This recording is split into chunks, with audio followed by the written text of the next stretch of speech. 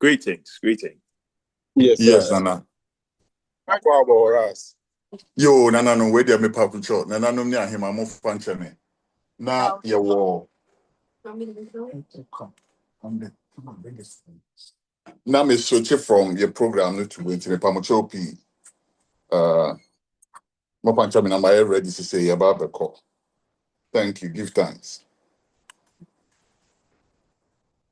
Rastafari. Yes, we give thanks to once and all for making time to join us tonight at the Rastafari. Tonight is another edition of our usual Rastafarism. And tonight's topic is another thing, language and the unconscious mind. Self-colonization through the medium of language. Our presenter tonight is our beloved Kwesi Bako. And as we speak, we are live on Radio Culture, TV and radio. So without saying much, I'll invite the presenter, our beloved, to take the stage and lead the presentation. Thank you all. Thank you. Thank you very much, Ras Kofi Asante. Give thanks for Ijuma Oyenina. Today is going to be an interesting discussion because even the very discussion we're going to have is going to be set against the backdrop of today's discussion. As the moderators already stated, the topic for today's discussion is language and the unconscious mind. Language as a self-colonizing tool. Now, first of all, we want to ask ourselves why somebody would like to colonize themselves. That also is something that we will hopefully explore in the course of the lecture. As usual, I would like for this to be more of a discussion than a lecture. However, being as the burden has been placed on me, I'll try to lead the discussion and have everybody else join in. Thank you very much for joining us again. Okay, let's start the discussion this way. What, first of all, is language? Because a language, what are we referring to? What constitutes language? Now, we have some definitions that we can go by. And one of them is that language is a universal set of, let me actually read verbatim. It says the principal method of human communication consisting of words used in a structured, conventional way and conveyed by speech, writing, or gesture. This is very loaded. Yeah, unpack it. Let's unpack this thing first of all, and then we will proceed from there. The first of all, we established that it's a means for humans to communicate. Dare I say, it's not just a human thing. Other creatures communicate also, but of course, we are focusing on humans at this point. And it's first of all a method for human communication consisting of words, but it's not just words, because if I wanted to say Kofi is a boy, and I say Kofi boy is there, right? It will not convey the meaning that I want it to convey. So there is a certain structure. It's conveyed through a certain structure, right? And then it can also be conveyed through gestures, meaning that language is not always spoken. Language can be conveyed through other means like gestures. And the most common thing that comes to mind is the smile. There are a few other examples. I'm a bit worried to use them because some of these may be culture specific. For instance, the thumbs up. If you give somebody the thumbs up in the West, it's like, oh yeah, all good, it's all right. If you're in Ghana, Accra, and you butt it a few more times, that's a problem. So, we are very conscious of these things, and we want to highlight the fact that, especially when it comes to gestures as language, it is culture specific, meaning that what may mean one thing in this culture may mean something completely different in another culture.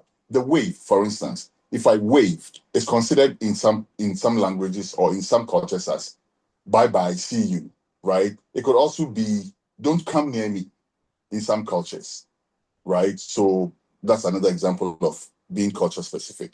Now, language is also defined as a system of communication used by a particular country or community. Now we see that we are moving from the universal definition. Now we're zeroing in on specific, culture specific language. Now, Sekese, if when we say that language is also okay,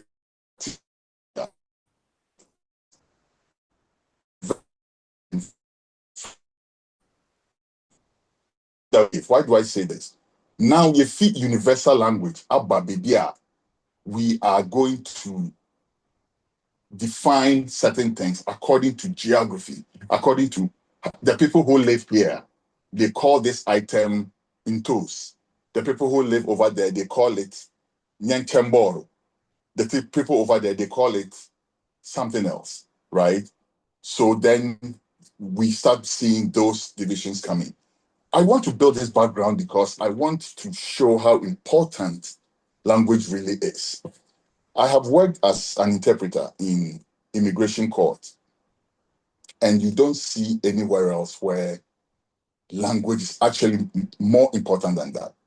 Because you see somebody standing on trial who is about to be sent home, right? And then they are saying something that you have to convey to somebody who's going to make a decision as to whether he stays or not. Do you realize that at that point, that person's future is in your hands? At that point. Because if the person says something and you don't convey it properly, or you even convey it without the proper body language or the proper tone, you may end up doing disaster for this person. I'll give you another example at the risk of being too particular. But I was working on a case like that in New York. And then there was this witness who kept saying things that if I interpreted it directly, it would convey the wrong meaning. And as a professional interpreter, you're not supposed to intervene in any way whatsoever. You just have to hear what you say, pass it on. Hear what you say, pass it on the other way. That's what you have to do. But thankfully, this was a pre-trial, it was pre-trial. So I could, on my own terms, bend the rules a little bit and tell the people who were handling the case, I said, listen, in Ghana, for instance, you question this person about insurance. How many people in Ghana have insurance? Right? So you're asking this man questions that he really does not understand. The answers he's giving you is not coming from an informed place. I told them that. And then they pulled back a little bit, re-strategized. And I can tell you some of the questions that came out of that came up in the actual trial in court. Language is very important, extremely important. This guy could have easily landed himself in trouble because he's being asked about tax evasion, insurance-based tax evasion, something he knew very little about, So you can say something and, hey, you've answered the question, but what does it mean further down the line? That's how important language is. Let's go on. We have overt language and we have covert language. There's certain language that is put out there as, okay, I need everybody to understand it. So I'll put it in the simplest terms for everybody to understand. Overt, right? And then we have the covert, which is enshrined in poetry, enshrined in flowery, enshrined in adages, enshrined in symbolism, imagery. For example, Akanfo Ebeka said, Numsu train ope. Drink water and wait for the Harmattan season. Only to convey a simple meaning like be patient, right? But certain people, even according to status, are supposed to speak a certain way. And to quite him fear, to say there, said the only person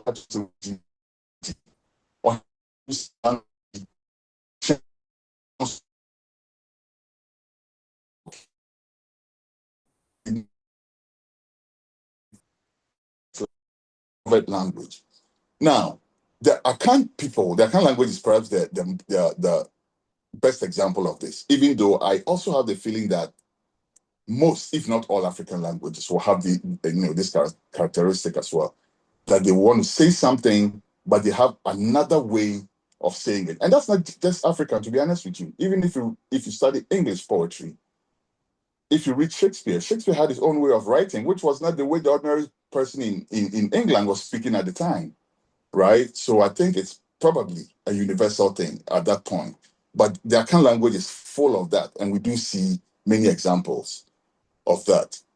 We will come eventually to how it affects us or how we have to use it to our advantage as Rastafari, especially Rastafari, you're continental, so to speak. And this is not to draw any lines or anything like that. But truth of the matter is that we may process things differently from our stolen brothers and sisters. Our brothers and sisters who were taken away may process things differently from how we process things. It's a fact.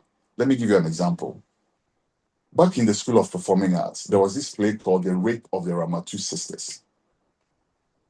And it was a dance piece, actually. And it was done, and I remember attending the performance where there were some of our brothers and sisters from the West, visiting students, all of that, in the audience. And there was a scene where they were demonstrating a rape. And to the Ghanaians, it was funny. People were laughing at that scene, right? Like, oh, look at what he's doing. Ha, ha, ha, ha. And to most of our brothers and sisters from the West, especially the sisters, it was nothing to laugh about at all. There was nothing funny about rape in whatsoever form. Rape was not a subject for any form of hilarity, period. So this is just to go to say that the way we process things, depending on our geography, depending on how we have been groomed, depending on how we have groomed ourselves, how we have colonized ourselves, or liberated ourselves on the other end. How do we process things? How do people who live in the West process things? How does Professor Oponwadie, who is teaching people who do not come from his background, how does he convey messages to them? How many processes does it take for him to, when he hears something else? When I'm in court listening to these people, when I'm listening to somebody who's speaking in Chi and then relaying it back in English, how many processes does it take me to do that? When I'm having an ordinary conversation in the supermarket, checking out, paying for my tomatoes at the cash register, how many processes does it take me to pay for my thing and go away? After living in the West for a long time, it becomes possibly fewer processes. But then you realize that as a non-native speaker of the language, it will take you some time to adapt, right? Because when someone is saying something, I'm listening, I'm processing, I'm interpreting, and I'm redelivering all at the same time. This is why Ghanaian or African students, especially Nigerian students, these days has been out there for a while. This is why they excel. Because Africans have to learn English as a second language. So if they're able to keep pace with everybody else, they're actually superior. Because at the pace at which you are hearing the atom is a whatever or a molecule is whatever, and you are just hearing it and it's making sense to you, the Ghanaian has to process that. The African has to process that. Make sense for him before he even or she even brings it out, right? So we have more processes in the interpretation stage, even for our personal use in everyday language. That's why I use the example of paying for my tomatoes at the cash register. I can actually do that without words. I can go and just know that the lady and flash my card or whatever. But if you meet a person that's happening to say something in Ghanaian, or whose name tag says Linda Samoa, they say, "Oh, that's my sister right there. I'd love to have a word or two with her before," right? But then we are back to speaking Chi. So I'm like, hey, one process. What if I was speaking to somebody who was Spanish, of Spanish origin, that is? Or I hear these days they don't like to be referred to as of Spanish origin. Let me apologize for that. Somebody of any origin, let's say Asian, whoever, right? And then I have to tell them the same thing. I have to have that same discussion that I had about Kofi Adoma and somebody shooting in his face. A conversation that we had within 2 minutes of her checking out my thing and me paying for the thing. We had already had that discussion. Oh, yeah, Simon. Oh, yeah, bumpire man and Hubert why. If I was speaking to an Asian person, how many processes would I have had to go through for that same conversation within that same length of time? Right? So then we realize that language is not a very simple thing. Now let's go to the colonizing part. Before that, however, let me also talk about language as a tool for negative and positive things. Let's all establish, or let's all agree, or if anybody disagrees, I'm sure they can bring it up later on. But we know that language is also the primary source of tribalism, for instance. Language is like the fuel that feeds tribalism, because apart from maybe my town, my clan, my family, whatever, no, the first thing they're looking for is this: what language do we speak? Oh, you can't Asante together. Oh, okay. And there's someone can't Asante, their own kind of home. Then maybe we can extend that. Recently, I had one politician doing that. He said, oh, John Mahama is you kind of saying, appointing too many northerners in Kumasi, in the Ashanti region. But one of them, at least he is fancy, so they are okay with that. Like that funny, you know. So language can have some negative impact like that, right? People base on that to think in a very closed-minded way and all of that. However, we can't leave it at that, because essentially language itself, it is something that evolves and adapts and readapts. The Akan people of Ghana, Akan is the most commonly spoken language. Chi is the most commonly spoken language in Ghana. So almost everybody will say speaks Chi, right? And because of that, most languages are actually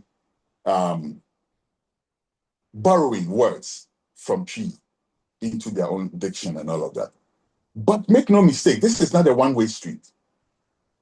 Chi also borrows from the languages that interact with it. I'll give you two quick examples.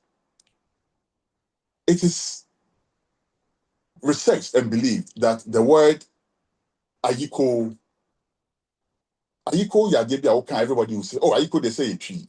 Ayiko, oh, Ayiko, yeah. To the point where we actually hear Ghana people saying, Aye, Nyeko, Ayeko, but we think it's tree. Truth of the matter is, it's actually Ga and was borrowed into tree. Aye, how do you say it? Me kind of let me, the Ga people, please back me up when it gets there. But aye, yeah, something like that. Like, we've won again. You've won again. That's what it's actually supposed to mean, right? Nigerians will say, well done, oh, right? It's the same meaning. But in Ghana, we say ayeko, and we think it's Akan. It's not originally Akan. It was borrowed from the Akan, from the Ga phrase, ayenye kom, meaning ayenye ekom, something like that, meaning you've won again. You've done it again. Like, why are there? You look at you working hard, right? That's one example. Another example is the word kuraba, which is the chamber pot. Some researchers believe that the word kuraba was borrowed from the Dagbani language, right? And means something similar. Again, if there are any Dagbani speakers here, please back me up when it gets to Q&A. But these are examples. So that's not to say that Twi Krampona is the most commonly spoken language. No, it is necessarily colonizing the other languages around them. It is interacting with the other languages. And it is borrowing from it as much as it is lending to it as well. Okay, now let's come to the unconscious mind part of it. We know that after we were colonized by the British, not the British, by white people, basically, because it didn't start with the British, right? But we know that a small country, England, a small country by size, continues to reap dividends today through colonization of a large portion of the world. mostly through language also. Today, the much famed British Empire is no more. However, the language has prevailed. And today, English is the most commonly spoken language in the world. So that also shows you again how important language is. But beyond that, the English did not just colonize you and leave you to be. They attacked your language. They made it look bad versus theirs. How many of us, at least from my generation, remember going to school and being punished for speaking vernacular? Back in the day, not someone of vernacular. We will be a nearly down, no man in Sasso. We will be all kinds of nonsense. The show be about 6 lashes. Why then he spoke vernacular? He spoke his own language. He spoke his mother tongue. So they didn't leave you to be. They attacked your language. And why would they do that? It's the shortest cut to your psyche. Language is the shortest cut to your psyche. Because once you start thinking per their definitions, they don't have to do anything else to you again. Right? He who controls your language controls your thinking. Because interpretation is a vital part of language. Therefore, how you are made, right, to understand your own language. Language here, why would you? But how you are made to understand what your own language means is even more important than, I dare say, the language itself. Because if the language is telling you, say, Sankofa Yenchi, but you are being made to think, say, Sankofa Yenchi, then it's a huge problem. And that's exactly what I mean by it's perhaps more important than the language itself, right? How many generations did it take for us to accept that J.H. Henke's is the drink of choice for our venerated ancestors? Let's think about that, all of us, please. I've brought this thing to some very respected traditionalists, and I'm still not satisfied with the answers I get. How many generations did it take from the white man touching the coast of Ghana, Africa? Let's use Ghana as a small model of example, because we are the ones who use J.H. Henke. So let me say Ghana, right? But from the time that they got there, from the time that Kwame and Son realized that these guys be tricksters, so he asked the guys in Italy, you every day they come here, they sweat you, they smile. But today you come here, you go dress nice clothes, they come tell me, say, you be representative of the king. Go observe the tides. It comes in and goes back, and you do same. From that point, at what point did we accept that J.H. Henke's Obroninsa, they attacked your psyche? So now, Obroni, everything is better than yours. Let's go through the examples. At Santin toast, the toast now they use it dadana, a waho dadano. They bring some version which is supposed to be superior because it's resistant to disease, it's whatnot, and that becomes the Obroni there, a Greek there, right? Let's even bring it down to the arts and culture, something that I don't stop mentioning anytime. How many of us have heard how many high life songs using the phrase "mi bro nie, mi bro ni, mi bro ni, mi bro nie, aye mesa, obibini bro nie"? Even when they are praising you for being obibini, say they add obroni on top of it to make it better. Are you with me? Like, this is what we're talking about. They attack your psyche, so they leave you alone. They don't even come back and say, hey, they leave you alone, you do the rest. In your music, you are referring to the pretty woman of your dreams as Obibini Broni. You are referring to your dear ones as Mi Broni. And this is why I mentioned that issue the other time, that sometimes when our brothers and sisters from the West get offended because they are called Obroni, we should look at that again. Because the people who are calling them Obroni are not really disrespecting them. If you go down to it, the truth of the matter is they're actually endearing them, unfortunately, by using the term Obroni, Broni, which is very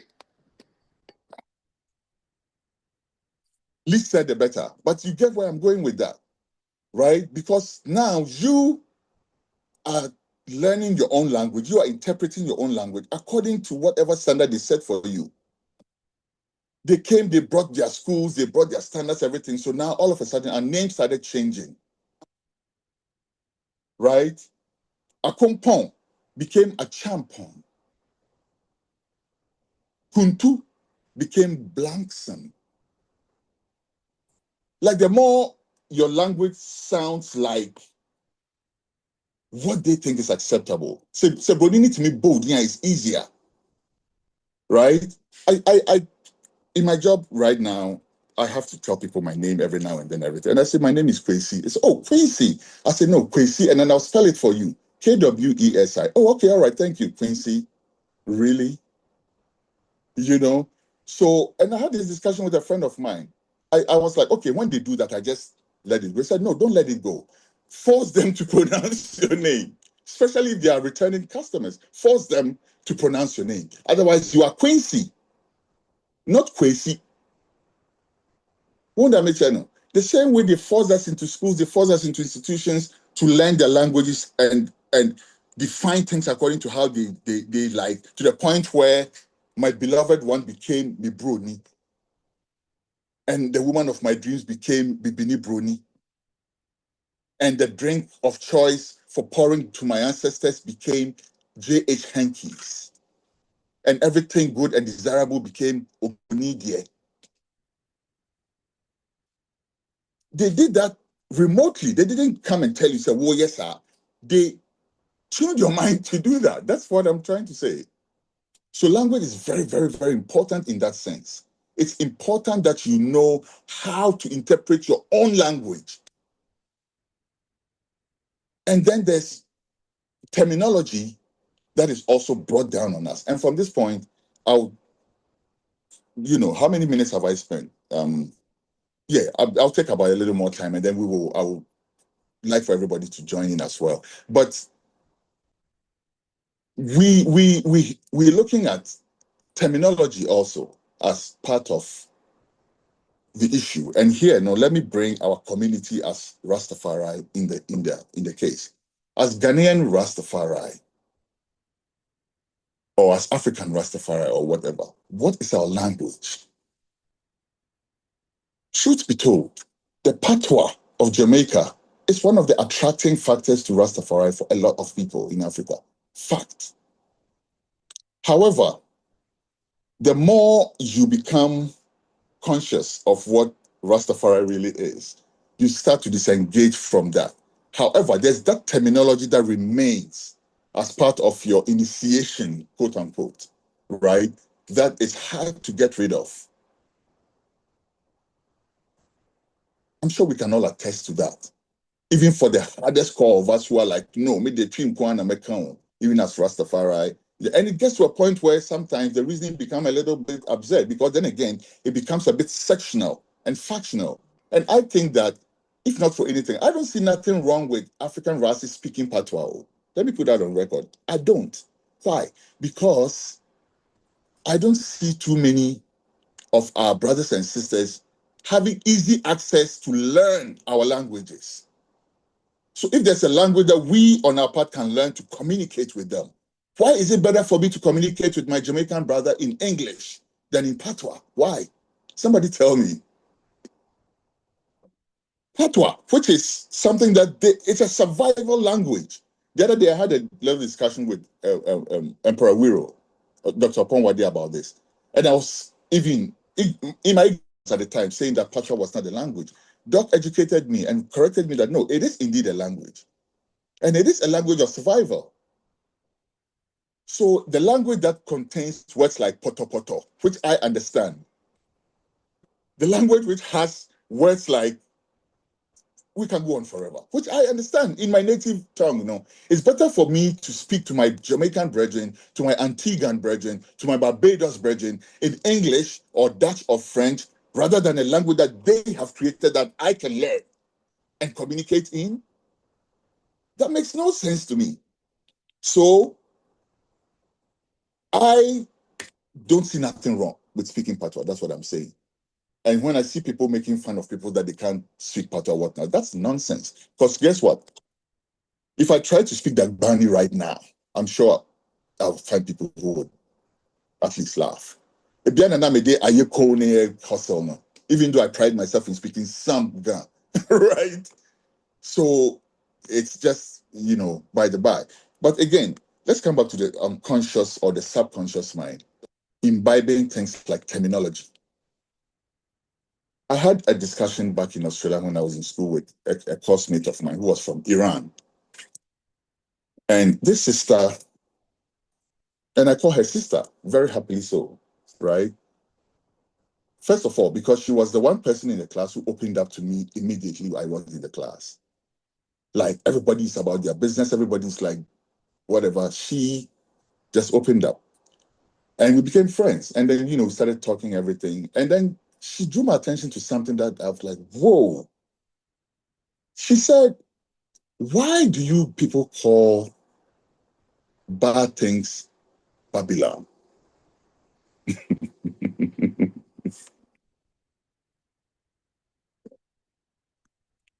Why do you call things that are bad, things that are evil, Babylon? And it got me thinking. She said, my people in Iran, which is Babylon, never did anything to you Africans. We didn't enslave you. Why is the West that enslaved you Babylon and not England or British or Britain or whatever? Why? I was totally ashamed, I have to be honest with you, because I didn't have any answer for that. And it got me thinking, come to think of it, Britain, Holland, Belgium, all these people came and colonized our country, our beloved continent. See the things they did to the continent. Leopold, see the things he did in the Congo. See the lives we lost in that slavery that happened in our part of the world. See all of that. And then we blame Babylon because we have subconsciously imbibed a certain terminology based on a certain education. I don't want to go into the education part. So let's just agree. So it comes from somewhere, right? But truth of the matter is that if you really check it out, where we got that story from, tells us that the people enslaved Babylon, Nebuchadnezzar, and all these people enslaved the children of Israel. Now we can extend the argument to say that yes, we can trace our ancestry to Israel or whatever, ancient Israel. That is not, of course, we can make that argument. But beyond that, how about the Africa itself? Slavery na de see na yen pese kasa ya bone no. And only I describe here. They are describing it say a Babylon. When Babylon never touched Africa, Babylon never sent nobody to come and cut people their hands off because they are not harvesting enough rubber. But that's our terminology. So even as racists, sometimes we find ourselves operating from a subconscious or an unconscious point. And it's about time we really think about these things. The words we use to describe things. This is why some racists don't like using words like understand. They want to say overstand and all of that, right? But beyond that, in the words that we have also grown accustomed to, like Babylon, let's all think through it. Babylon, it's not on record to have done anything. The history, professors can correct me if I'm wrong here. But to my knowledge, to my little small knowledge that I have, Babylon was never a problem for our ancestors too much like that. like that. But here we are using that terminology and making it look like, okay, these are some terrible people. And say, okay, we don't call ourselves Babylon anymore. But truth of the matter is, if you refer to Babylon, you're referring to Iran, Greater Iran, that is. right? So let's all go back and do our research. What did Iranians do wrong to Africans, whereby, as racists, our terminology for evil is Iran? Food for thought for all of us to think about. As I wrap up, I want to just say a few things about self-colonization. It's a choice. It is indeed a choice, because there is the opportunity for you to decide how you speak, right? There are people who, and I'll give this small example again. I like illustrating points. My daughter came from Ghana to the United States when I came here first to go to school. She went to school, and in a short while, I heard her speaking or trying to speak like the kids in this place. I was disgusted at the beginning. I was like, what's that about? What would that make you know? Until somebody pointed to me and said, me, myself, my talking is changing small. And plus, for the kids, when they go to school, they're already facing issues with all manner of things, believe it or not. Even from some of our brothers and sisters, unfortunately. They have nicknames for them, they call them, they laugh at them, they laugh at how they speak, they quote lines from movies that they've seen with somebody speaking some heavy African accent, and they come up to them and they speak these lines and they want to stomp their feet and do all this nonsense. They're dealing with all of that. So as children, for some of them, the easiest way out really is to adapt the way they speak. Because then how can you tell? You know what I'm saying? I'm black like you. I dress like you. I'm in Nikes too. And jeans and everything. The only difference is that when I start speaking, I sound like Chaka Zulu, and you think that's funny. So what if I change and start sounding like Dr. Martin Luther King? And even our children, no, Charlie, or we are smart for if you ask me. Because who wants to be made fun of all the time, especially at that age? Who wants to go to school and have people stomping their feet around them? Who wants that? Who wants to go to school and have people calling them names? I was tempted to drop one, which is very unsavory, so I will not. But our children go through that. So for some of them, they feel like, okay, how do you say, I used to say nation when I was in Nigeria. How do you say it here again? Nation, Abi. Okay. Nation, Abi. Let's go, nation. Let's go. So that's it. But it's a choice, because sometimes you can decide that, okay, I am doing this because I have to survive, just like the example I gave you as kids. Or I am self-sufficient enough to stand my ground and to insist that my customers call me Kwesi, not Quincy. Right? Because the amount of time that you spend on the job is counted. But I'll spend a little bit of that to tell you that my name is Kwesi, not Quincy. But truth be told, there are some people that you can tune them the whole day. They will still say Quincy. If you're lucky, you might get crazy. And yes, I'm crazy. But it's a different type of crazy. So I'll force you to say crazy, not crazy. It's important. It's very, very important. Because if you don't define how you understand your own language, you have your language, but the language has been attacked. It's like a tree that has been attacked by a parasitic plant, right? You see one of these creeping plants. I saw one in my friend's backyard. He had planted passion fruit. You know how passion fruit grows? It finds the nearest tree and it climbs on it, and it just climbs up and just bears fruit. So it will find a tree strongly rooted in the ground and colonize it. So that tree is still whatever tree it was. It could be a neem tree, but it's bearing passion fruit. That's what has happened, right? We have our tree language, but in our tree, we still say mi bro nie aye nyamisa. We yetonyoma yes mi bro nie aye nyamisa. So that unconscious mind, we have to disabuse ourselves from it. We have to move from a place of just having a language to determining what our language means and how we are going to speak our language. And while we are at it, since gestures and everything count, I want to also say that it's the entire culture. can we also look at why we are pouring JH hankies to our ancestors departed? Even those that they didn't used to drink alcohol when they are alive. I've been to family meetings where they are calling ancestors and they are pouring drinks. And I remember this man never used to drink alcohol, Seth. But you're pouring him JH hankies.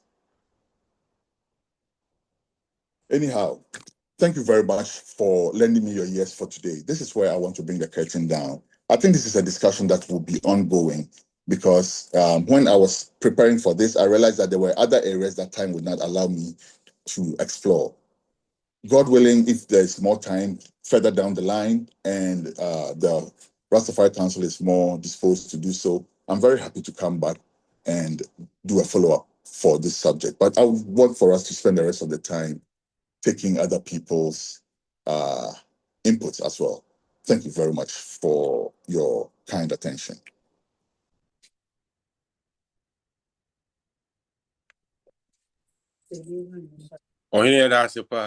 We give thanks for that powerful presentation.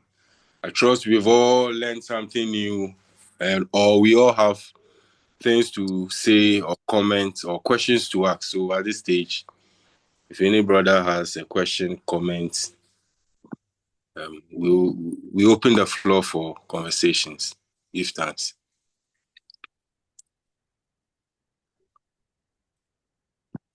Yes. Before that, Ras, also I want your perspective on the fact that Luciano made a statement about how he sees Stonebwoy and his attempt to use patois, as a language, and it looks like they are looking down on him. And from where I see it, it looks like most Africans who attempt to speak patois, a lot of the time our brothers look down on us because it looks like we are not very articulate, or we don't sound like it's our mother tongue. They call us Jamaica wannabes for our attempt to want to speak patois. So, what do you say to that, my lord? Give thanks. Give thanks. Give enough thanks for that. So, as I have indicated earlier, and I will thank you for the opportunity to expand on that a little more, because again, there's this Jamaican comedian that I really love. His name is Oliver Samuels. Very funny character, and I used to be like logged in on his series and everything. I used to watch him a lot, and then I hear him. One of the episodes I was watching, and then he was a landlord, right? And he was upset because his tenants had made the house nasty or whatever. And he said, said whatever he said, and then used the word poto poto.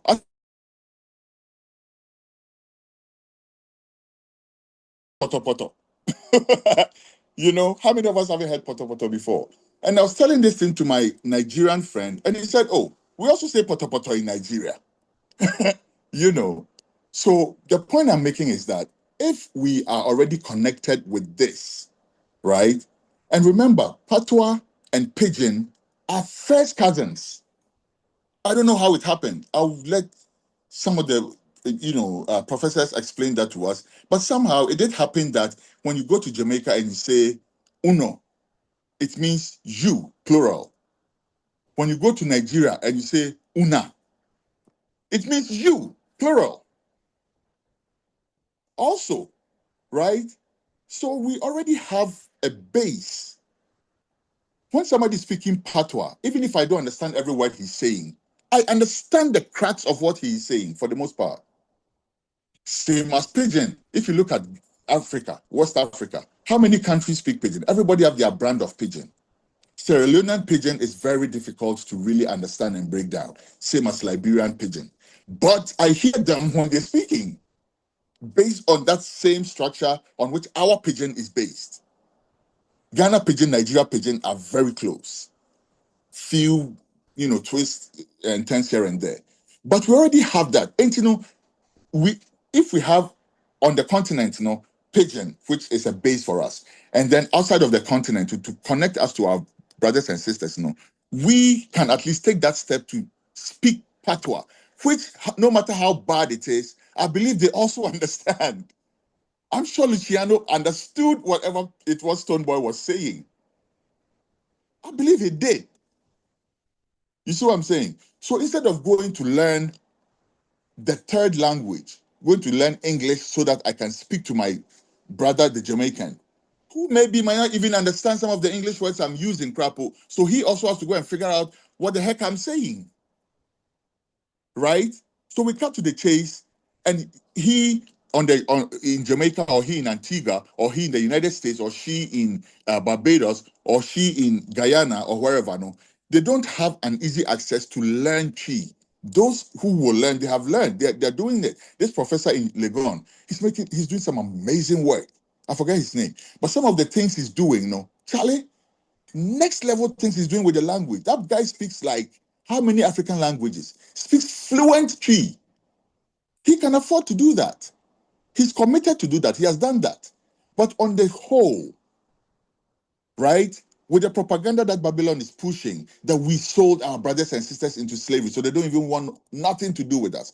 So that even learning the language is not even important to them. But I still want to debunk that. I still want to change that narrative. How do I do that? Is it easier for me to learn patois and start speaking it no matter how bad it is, so that I can reach to my brothers and sisters on the other side? I think that is better. And I think it's nothing to be ashamed of. I think it is something that we should commend ourselves for doing.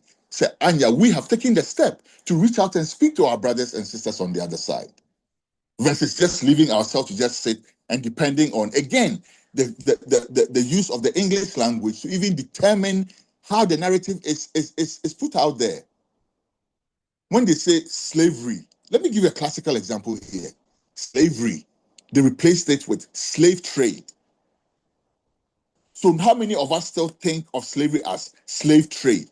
What kind of trade did there where they come and take one people, go and sell them and make profit, and the other person, where was the trade?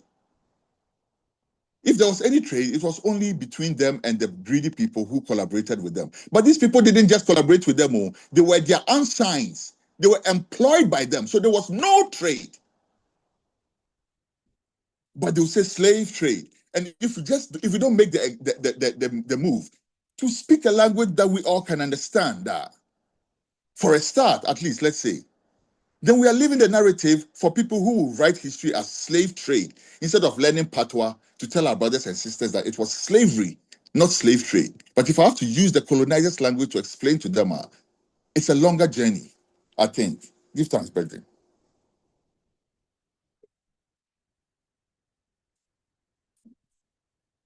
If thanks, Ras. Please, any other comments, question, contribution? Yes, Rastafari. Yes, please, Prof. Give thanks. Empire. Kaya. This one, Kaya. I want to ask your permission to change the title of a presentation to Food for Thought, because you've given us a whole lot of food for thought here. So, man, give thanks. But I want to comment on some of the things where you say. And I think that this presentation is very, very timely, because whether we are observing or not, I say for the past like a month or two, this issue of language has been seeping into the Ghanaian debate, or if I should put it that way, the Ghanaian conversation, with the idea that certain parts of Ghana should use certain languages, because those languages are basically connected to, quote unquote, the owners of the land, which is something that is also questionable. But I like to go from our ancestors,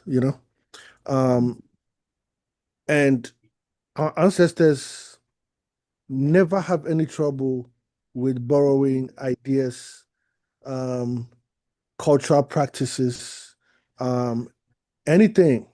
As you pointed out, a kid who's born today, maybe in a tree speaking area, when they hear the word atu, Today Mhm. it is part of the tree language, right? Today Mm. it is part of the tree language, but Atu did not originate as a tree The tree word. as a tree word, right? We look at even a word like sikai, which is knife, right? Sikai is not originally a tree word; it's a Portuguese word. You know what I'm saying? Mm. Yes, indeed, right?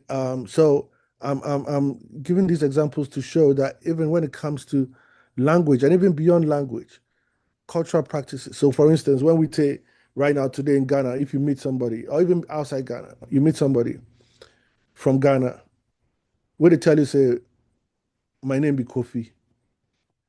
Mhm. Trust me, that does not give you any information as to the ethnic background of that No, not person. at all. Exactly. Because our ancestors had no problem with Mhm. borrowing from Yep. each other, as you rightly Yep. point. And it's very sad to see that instead of building upon that for our present advancement and for our future, we are now talking about, oh, if you go to Volta region, the airport must say Weser. And if you go to Bolga,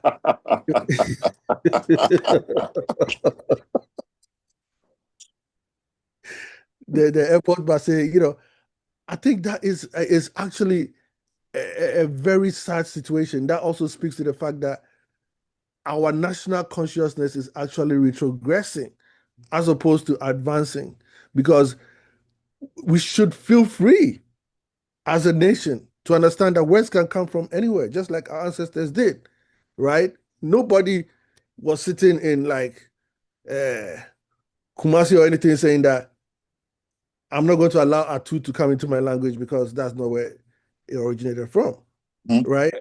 And Mhm. I'm sure more examples can be given in that regard. So I think that we should look at that, this whole language conversation, draw inspiration from our ancestors to answer questions related to that in the present, and also build upon it for our future. Same thing. I mean, this past week, Ghana won a huge landmark victory in terms of winning the what we call it, the intellectual property of Kente worldwide. Oh, So really? yes, indeed, yes, indeed. So right now, nobody go fit reproduce any kind of cloth, any corner of the world, and call it Kente. The intellectual property of that now belongs to Ghana, right? Which is Mm. huge, right? Now the question is, you know, can somebody just say that just because Kente originated in certain areas, does that mean that other Ghanaians cannot use or wear Kente? Or lay Absolutely. claim to it. Even Or lay lay claim claim to to it. it. Absolutely. I mean, look, one of the most beautiful things for me when I'm in Ghana in recent times is to be out on Fridays or on Sundays, right? Because on Friday is where Ghana Day. So everybody wears some African clothes to work, right? Everywhere you go, post office, bank, Yeah. hotels, everywhere. Great. So am I going to say that, okay, because Fugu is originally from, let's say, hypothetically, Bolga. So because, you know, I'm in Hohoi, I'm not gonna wear Fugu.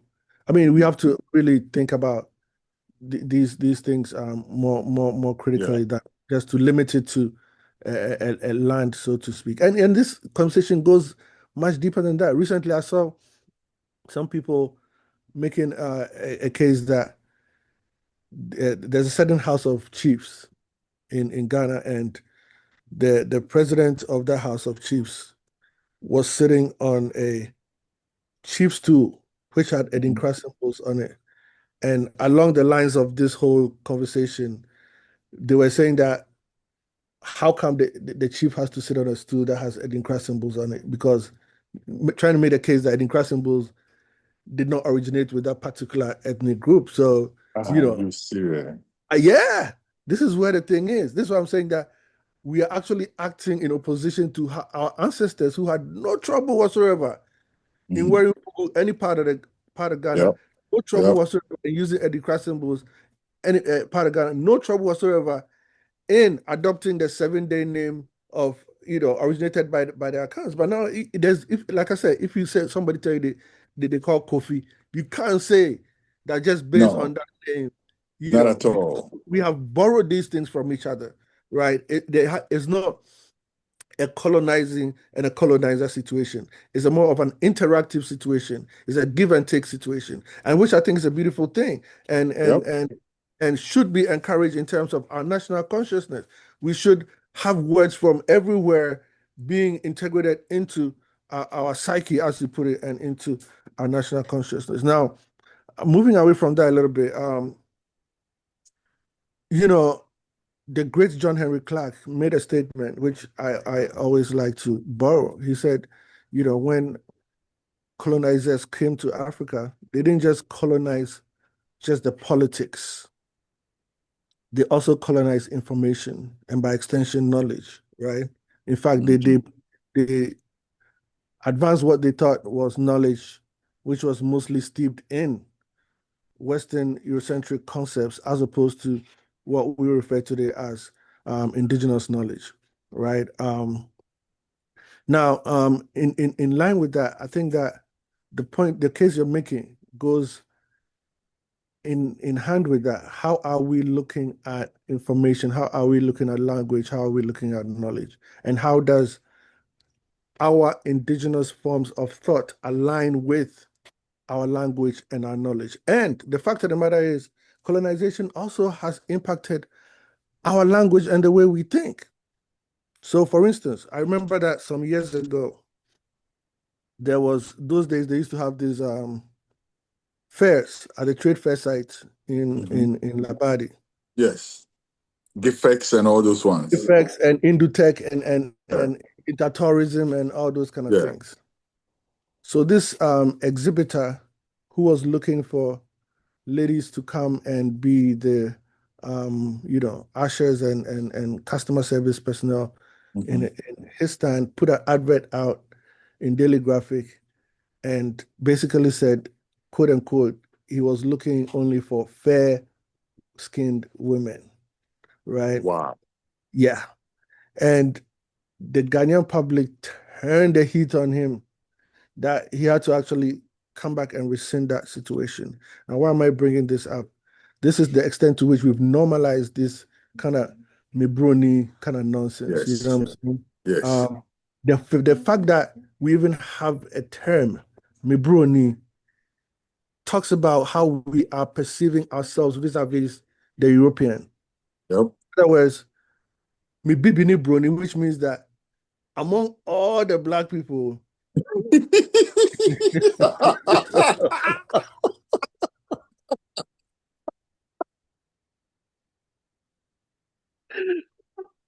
you are the one who is closest to the white, and therefore you are superior in beauty and in everything else. That is highly problematic. In fact, I don't think that in this day and age, we should even allow any artist to put out any song like that without putting the heat on that kind of, you know what I'm saying? It should be unacceptable, just as they put a heat on the guy who sought fair-skinned women for his trade fair exhibition. Yes. So things food for thought, right? Now, one thing I want to quickly say before is the use of the word Babylon, which you rightly spoke about. I think that it is more metaphorical than actual, and metaphorical in the sense that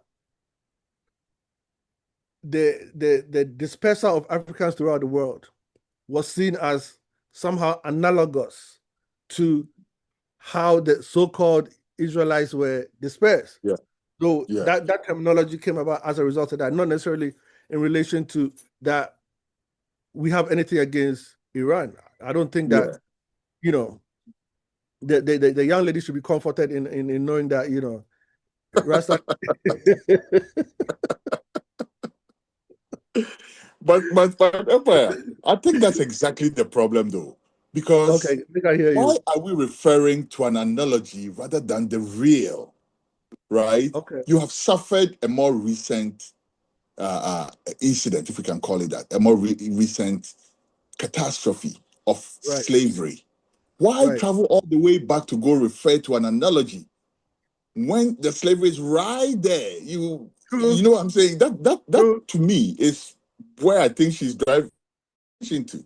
Okay, I mean, I don't, I'm not against that as well. I think that's very true. But we also want to, maybe the better, I think that we can say, why not use a terminology from our own experience as Yes, opposed to yes, borrowing that, right? And exactly.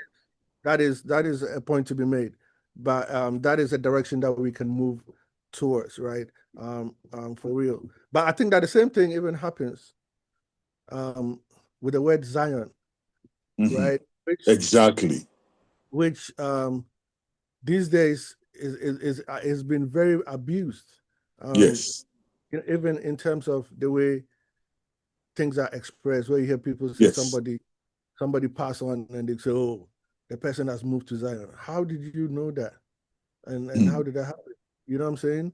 And where I mean, where is this Zion? And this Mm. technology can also, create some kind of problems because Basically, we why we can Zion and not Afajato? Why absolutely we does can that? use our own Yeah. African terminology.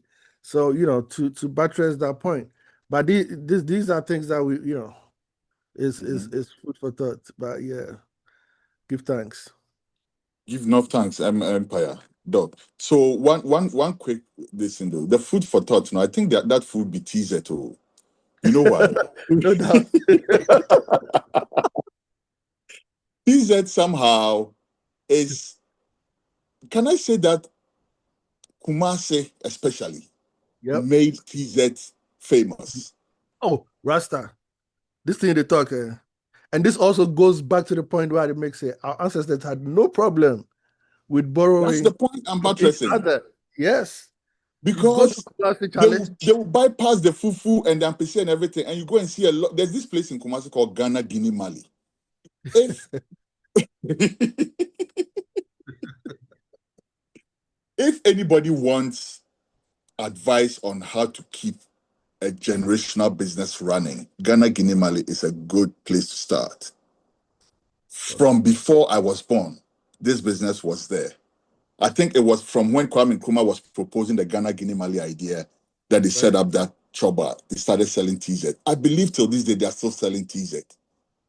Generations and generations, and they've kept the business running, right? But the point I'm making is that people who are Ashanti, who have been born and bred as Ashanti people, who have been fed with kontomire and mankani, somehow bypass that and go and queue up to buy food at Ghana, Guinea, Mali, right? We had no problem whatsoever integrating through the things that form our culture, the way we dress.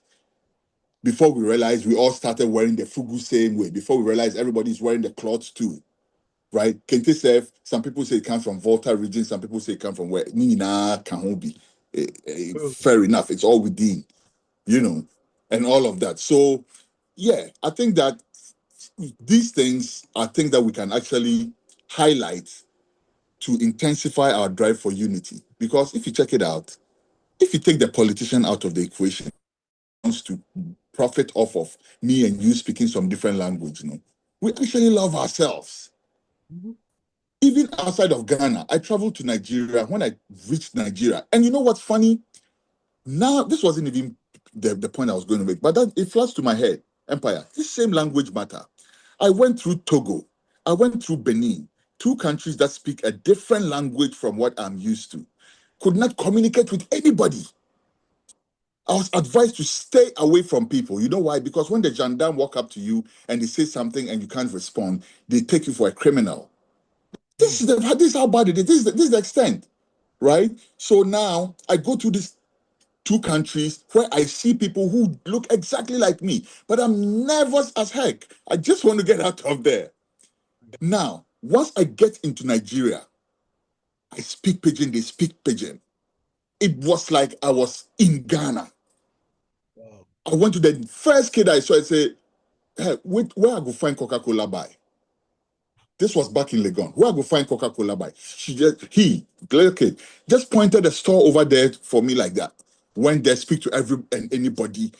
And that shows you that even as one people, we can easily be disoriented by language.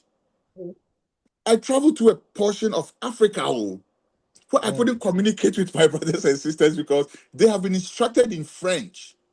And I have been instructed in English. So what if this is the same Jamaican issue again, or Raskofi? What if there was a language that I could learn to speak that the Togolese people will understand? I would happily learn and speak that, even if it's a bad rendition of it, right? Because at least when they ask me my name, I can tell them and they wouldn't mistake me for a criminal, as I was told, you know.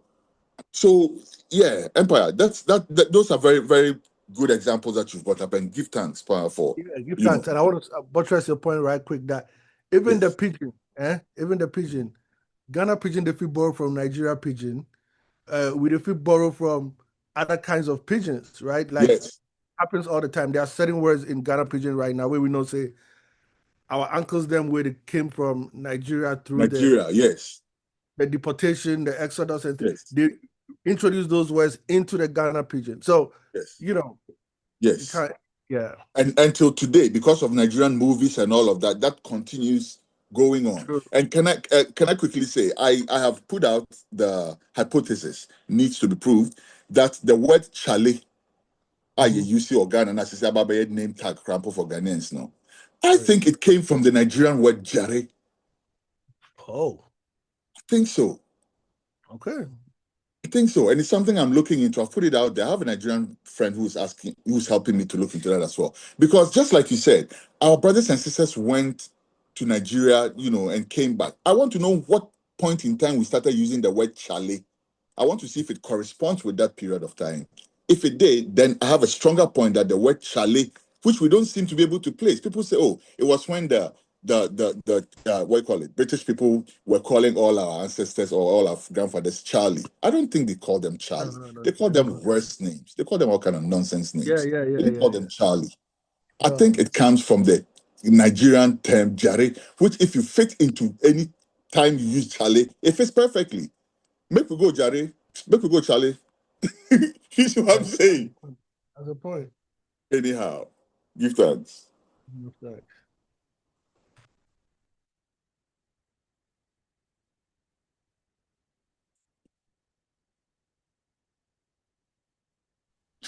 Yes, Rastafari.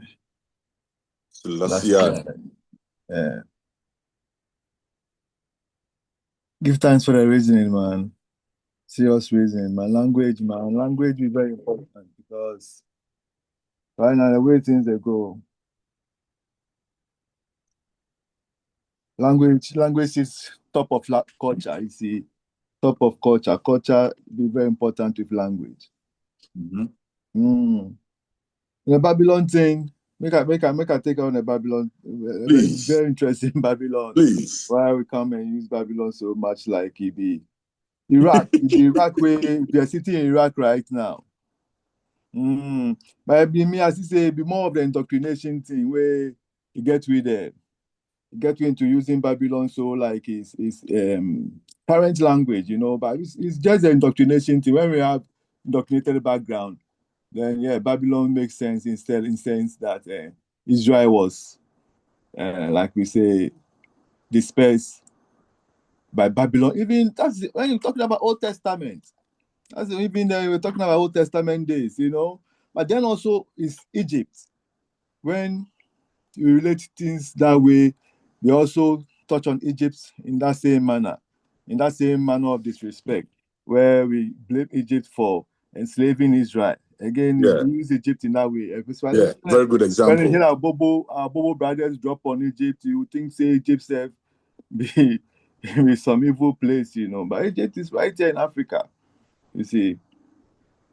So if that same way, indoctrination, way cause that, man. But we can be above that and know the people who are doing us wrong. It's Europe.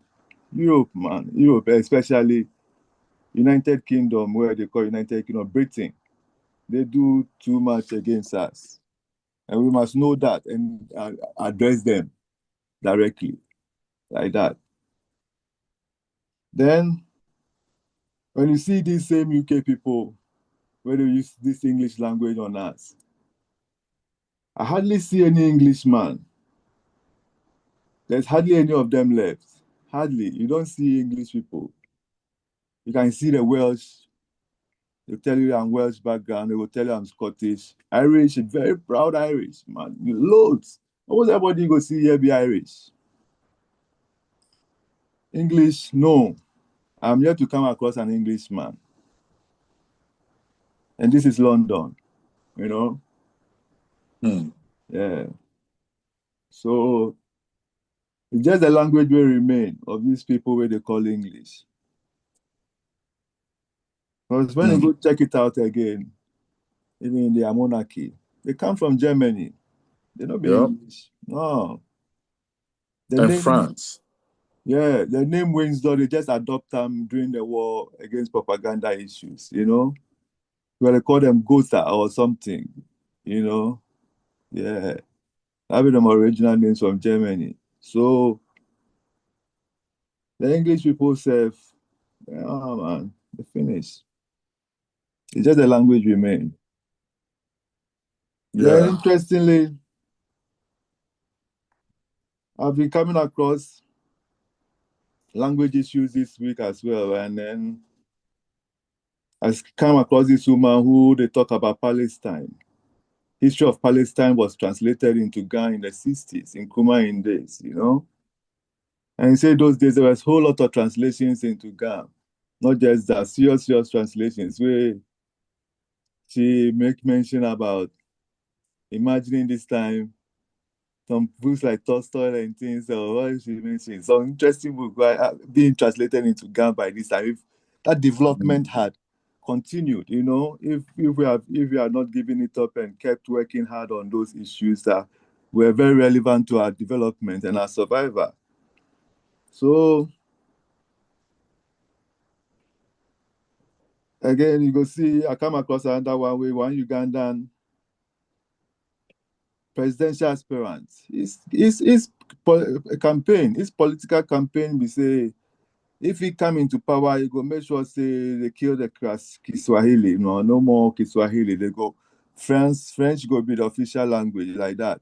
It's going to be French throughout because around him, you see, say a lot of people who speak French as well. So all they could feel link up before called French is more international. That's how they go do him if they vote him in. So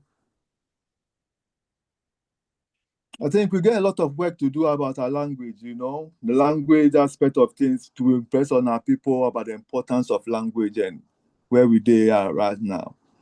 Right now on this platform, we speak up this language again because it's the most common amongst us. But I'm very That's the irony of it all. Yeah, That's the whole irony of it. And that's why England, even though you just mentioned that it's diminished or whatever, they still continue to reap dividends through the use of their language that they monopolize it, man, their language, man. It's still theirs. They claim it. It gives them some kind of edge over all of us about who important they be. Everywhere you go, English is spoken, so it gives them some kind of importance. Yeah, and they be important. They claim it. And it's some pride. So we Rastafari, we proud too because we know our history, you know. But there's not be enough Africans where they really hold on to their heritage like that, to their pride about. They don't really check it in that sense that language and things really matter. Some really give it up, you know. Some they won't talk about language like this Ugandan man. He won't be president, but see what they talk about. We get another one right there in Ghana. They call him Ayariga. He go fit tell you say Nigerians must go and things like that. You see? Yeah, but they won't be president. How can we have people like that around us who so they dare to tell us that they won't be president as well and all? How are they their brain? Speaking of Nigeria, though, Dread, Anana, there's this project Almoyeye, right? And they tried to use, I think it was Igbo, as the language of instruction for a school. It was a project that they did, and they actually came to realize, say, children were able to learn faster. And it goes back to that same point that I made earlier, because processes. So okay, say photosynthesis are. Afina me fifia me ba. What would I mean? Afina me be photosynthesis. Africa me be shia boy ni crowd bo. And some figure out what it means. Any idea? But omude Igbo na kasa tremu straight what photosynthesis means. What I make sense? Osha tree language a was structure. Eti say ye kese bia obi a obube your friend is saying obebufo. Obi a okonsu your friend is saying insukofo. Obi a otwabe your friend is saying obitwafo. That type of, we can use that to easily create a structure for instructing our children in school. Be sure that Prof. Can more about this for us, right? But this is a point I make, and I couldn't cover everything, but I just wanted to bring this to our attention. Bill said, even in school, if we are able to use our local language as a medium of instruction, and it's not impossible, it's very possible, because Ethiopia has Amharic as a national language. What would that make sense? And then maybe because of international relations, you have English running alongside it. But it's possible to instruct children in Amharic and have them being way smarter because they break things down faster. Funny say, instance, computer. Now, fina crane bet say o computer no need ade. Now, fina also me share na the crowd. Now, because fidie badwemba or something, whatever we used to call it. No, right? Rather than adopt the word computer into the diction, with the years going by, computer or however we mention it, becomes part of the tree languages that are now doc ekana, right? Because bucket, ebedani bokiti. That means and stuff like that. So our language doesn't grow. Instead of among ourselves, it's okay to borrow and all of that. But now our language is becoming enslaved by other languages. To the point where the words, for example, become confused with original tree words. It is a donkey a two, for instance. I never knew. I always thought say a tree word, So yes, it's another I would say part. Language can actually be used effectively in schools. Everything. That's one thing I learned from training as an interpreter. Everything has an interpretation. Everything. If it doesn't, that's when you go in and borrow from the source of wherever that thing is coming from. And even then, you can give it your own name.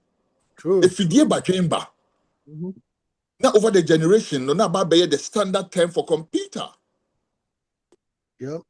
Give thanks. I mean, Brian. In fact, me were a dictionary bi wɔ ha nom ɛsɛ mehwehwɛ asɛm a wɔka but Charlie pade bi atena se paa te sɛ nneɛma a use in modern parlance ɛna wakyerɛ ne tree names for saa nneɛma wɔ nyinaa sɛ computer o sɛ yɛ AI o sɛ dɛn o Wow. But yeah, chemistry terms ni now or but asɛm a wɔka very very important because Ethiopia, ɔmo anyɛ yɛfrɛ no sɛ Borɔfo sɛ ɔmo national language da, right? And English is widely spoken in Ethiopia, but they chose an African language to be. Actually, Ethiopia has more than one national language. I think they have 3 national languages: Amharic and 2. I think Tigrinya is one. I don't remember the third one, maybe Oromo or something. Right. So, but I remember, years ago when Mahama first came as a president, and Professor Nana Jane was the Minister of Education, and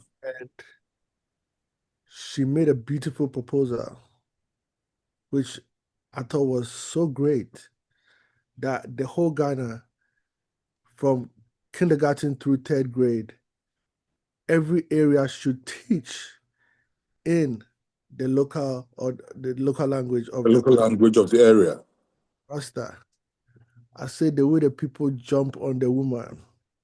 Say, why?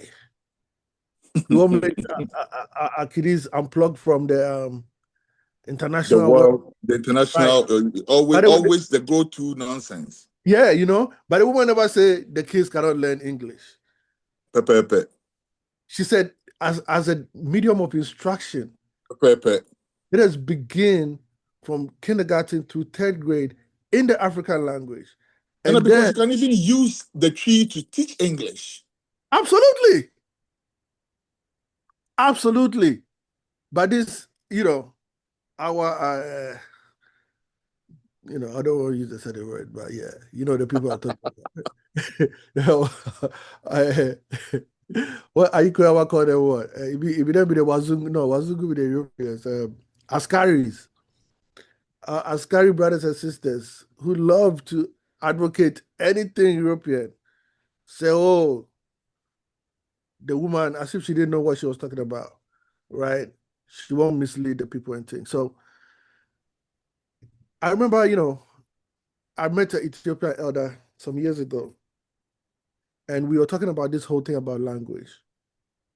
And he made a point where I forever thought about it. He said, one of the big mishaps that African countries did upon gaining so-called independence was to adopt the Latin script, where we already had a script in Africa that we could have tailored our language to, right? For instance, if we take what is known in Ethiopia as the Fidel, Del is just an alphabetical system. We don't need a Latin alphabetical system to express our language. We could have tailored our languages to a script that is already in existence, an African script that is already in existence, such as the Fidel. But as you and I know, one of the things is that when we tailored our African language to this Latin script, then we have to teach children that both C and K stand for the same K sound, which is yes.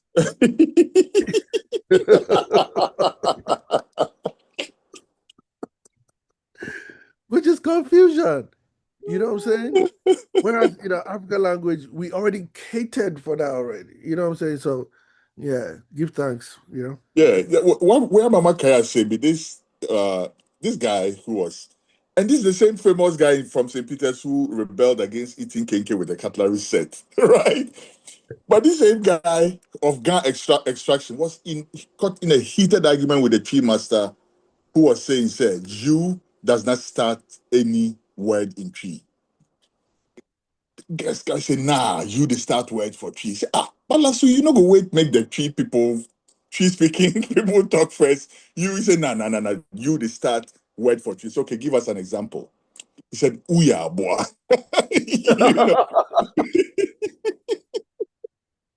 I remember Mr. Dan being very, very offended and all that. But the tree has its own, set of letters and all that. Tree has a different number of we say. But let me ask you though, Prof, don't you think, sir, because I've heard some of the discussions about that, and I've heard it being said that the other alphabetical systems may be a bit more complex, versus 23 or 26 or whatever letters, you're learning about 150 different characters, and so on.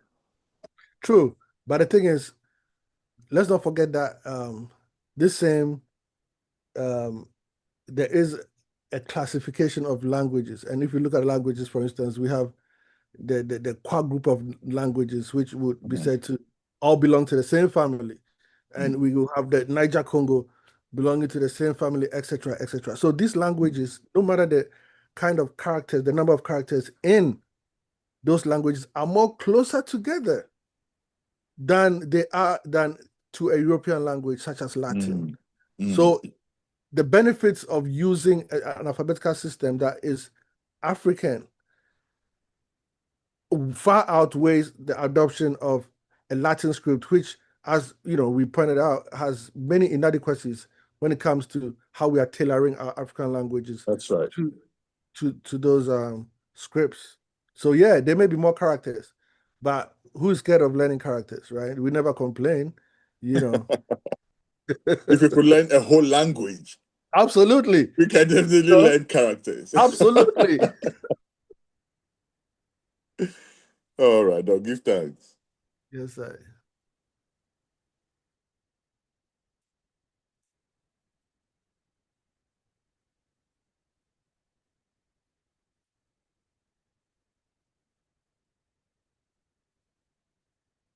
Rastafari.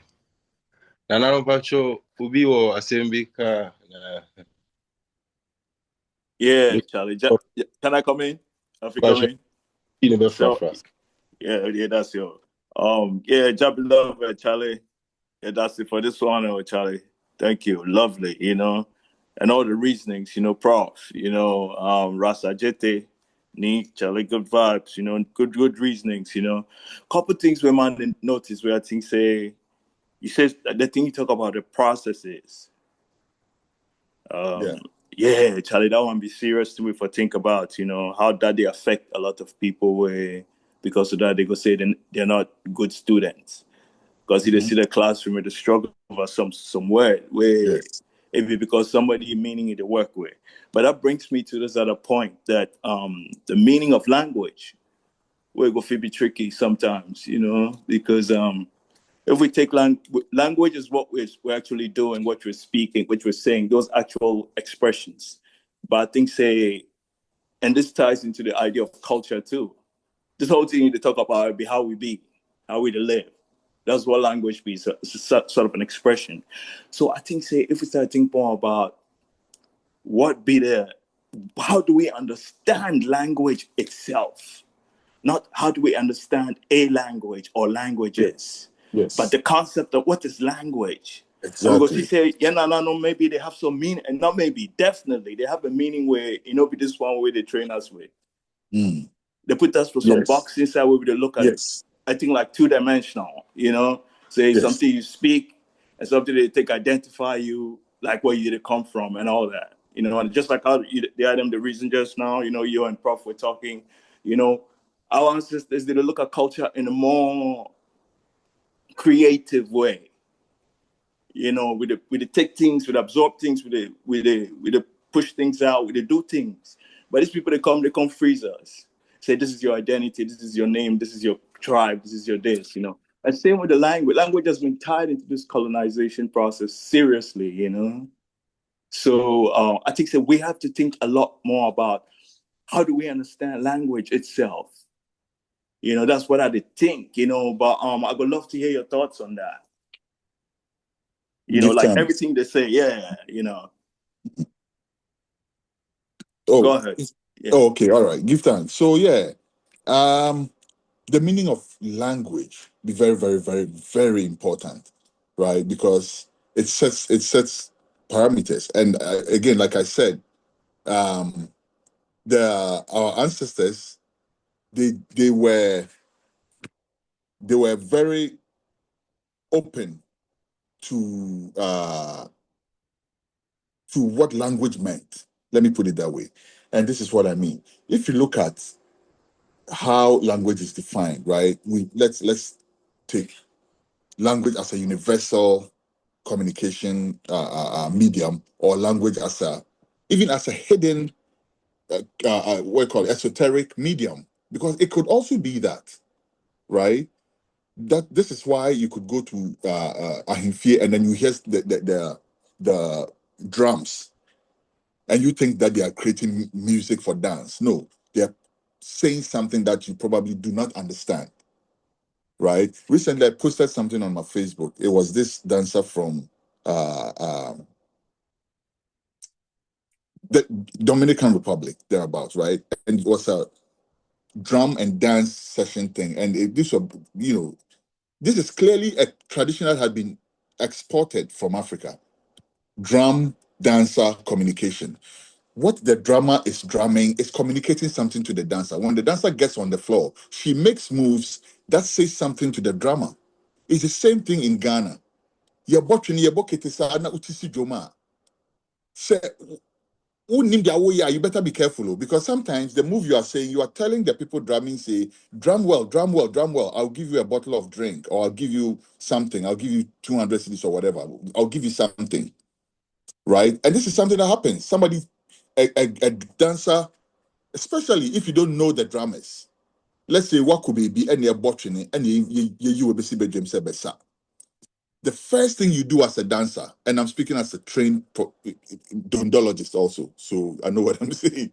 But the first thing you're doing is you are begging permission from the drummers because if they stop drumming, it's an embarrassment for you. So the first thing you thank the drummers for accommodating you. And then sometimes, as the case may be, you will promise them something through gesture.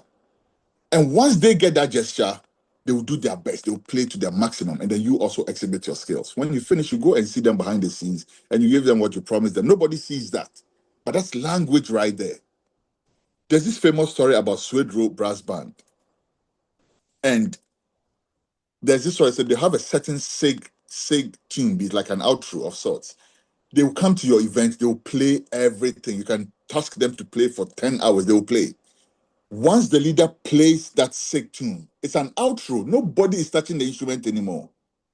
And we used to actually make fun of that. Those of us who grew up in Sudan, the tune goes like, and it's a call and the leader will, with the trumpet to go pa pa pa pa pa banana, and then the rest of them will go the same thing. Dun, dun, dun, dun, dun, dun, dun, dun. Everybody puts that thing down. They're gone. Right? The leader will say, Manipa beya noaye, and then all of them will respond, Manipa beya noaye. Then they will just put language everything for down. that. They're speaking some language. Yeah, right. Language. Yeah. Right? So understanding language is way beyond just words. If you take it as words, the way you arrange the words matter. Right? In Ghana, you can say no, no, no. You say no 3 times, but it means something. The man is drinking water. No, no, no. You know what I'm saying? So language is such a very unique and at the same time very what's the word? Dynamic element that we forever remain students of language. I don't think we have the whole picture yet. But you are right. Our ancestors definitely had more to language than maybe what we have been trained to do. Otherwise, they wouldn't have created levels of the language. And this is what I mean by levels. The drum language. When you go to their Himfie, the way they speak is different. With me, some people be all day until the more patch and I say. And so not now be a catcher, right? And then and then we have grammar and kasankasa, whereby on the street you hear people saying in toast because we borrowed it from tomatoes. But if you go to a real speaker of the language, grammar speaker of the language, or better said, denture moro, which is what we used to call tomatoes before we borrowed in toast. So in toast is not even tree. Denture moro. What would have a present? So language, I'm sure that our ancestors created something that they left for us to build on. Yeah. And of course, as the world develops, things come in which the language has to accommodate. Yeah, so it's the approach to language again. The concept of language was more like we're creating something, right? Yes. So that's like the one time it's like this, then with we a add this, canvas. then we shape circumstances, the thing where they move us, pressure, we put some pressure on it, we turn it around. But we have to have that kind of mindset too, in terms of how we be, Yes. And like Jamani, I agree with you so much about how it be the thing we would do, But I think when we start think of it like that, we go fit with all these things we talk, we go fit place them in a way where it go benefit us, Absolutely. Yeah. But and I think that the imagery. Sorry, go ahead. No, basically, but something I think it'd be worth avoiding. It'd be important say we go try avoid. We say we go limit our understanding of language, because like you're saying, they had a way of the understanding of language which is like more expansive. I'm just tying it back into some of what you and Prof did talk a few moments ago, where you talk about how the Prof was emphasizing over and over too. They were open; they didn't have a problem with absorbing what was happening around them. And that's the nature of language. So the idea of pidgin is very, very much along those lines, you know, where that one there we know say you go hear something, you know, if you freeze pigeon like that, you go hear another word for inside. Just like how we go here for the even the regular tree inside, right? But the pigeon be like a place where things be more dynamic. But I think that's an expression of language right there. All these other languages, a lot of languages where they be like official languages, English. One time it was pidgin. It still is pidgin. It's mixed up. People they throw things inside, but right now they have some kind of foundation for it, you know. So we for be open to this. Language is a thing we for use, we for live, versus something we for showcase. You know what I mean? Absolutely. Yes. Absolutely. Give thanks. And I think the imagery is also very important. The imagery of language, right? Because language, especially in Akan, for instance, is descriptive, right? Kwedu bofo. You're describing something, or bokwedu. Anything a friend of kwedu bofo no. Won't that mean a dance before or be a dance here is descriptive, right? So the imagery is very important. This is why I'm surprised that words like Mibruni, but again, I'm not surprised because we know how this all this happened. But how words like that were able to creep into the language. Yeah, right? something happened. Because up to a point, happened. they'll start describing Bruni as Obia and Huefe, the color, no man and those, right? And then we imbibe that, and then we come up with Mibruni, and then we accept that without probing it too much, passing it too many filters in the mind. It just passes through that one filter, if any, and then Mibruni, and we're just there on the streets going with that, But again, that also shows the importance of the arts, right? Arts and culture, but the arts in all of this, because the arts is language. Paintings, a language. Sculpture, a language. The masks that they stole and took to England now, how dare them?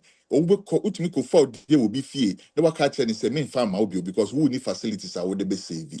And because the same say, yeah, almost over use language. The what you're doing is a language thing. It's been said, so we have to deal with it. It's language right there. You see, the meaning of language there moves beyond the words. Yes, it's the idea that you're putting something there, right?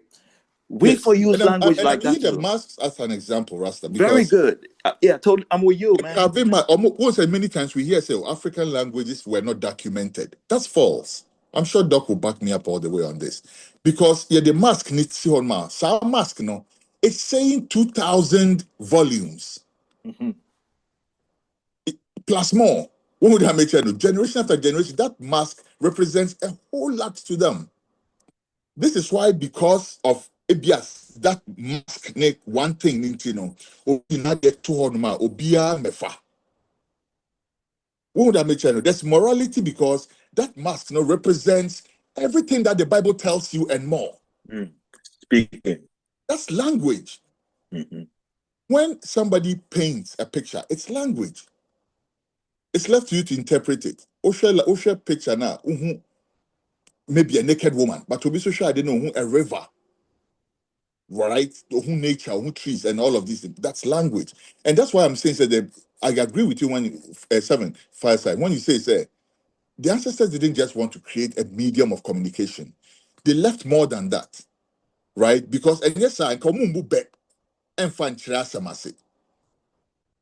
And can yes, I can you say, oh, Tobo, instead of saying Numsio train or pay. So I agree with you. Language is powerful like that. It's not just a medium of communication, it's also a legacy. I always say, year contributed to that legacy now. Yes, you're passing it on. We make sure that it's not bastardized to the point, say, you better adopt a computer. Instead, say, you better create another word to represent computer.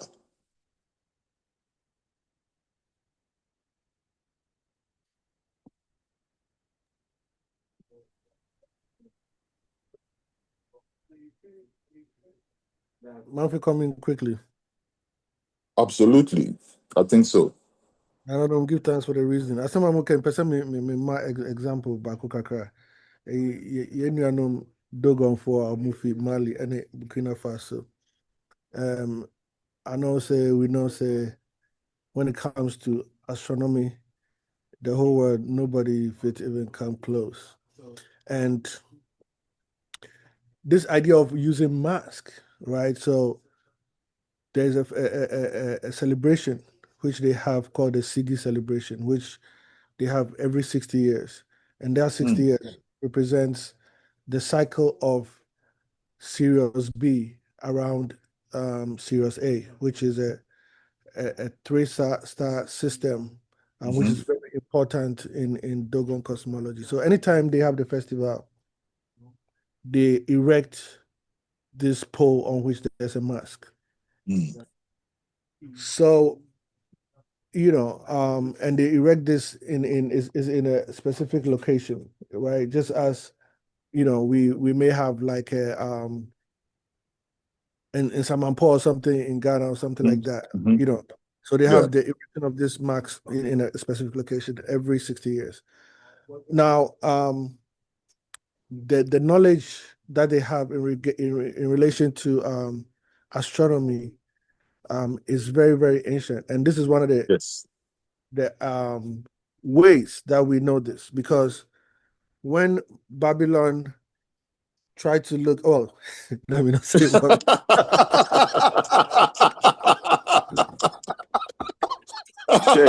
Charlie, it's a situation. But work through this one. Yeah. Charlie, so at least we know what you say. I'm gonna go on.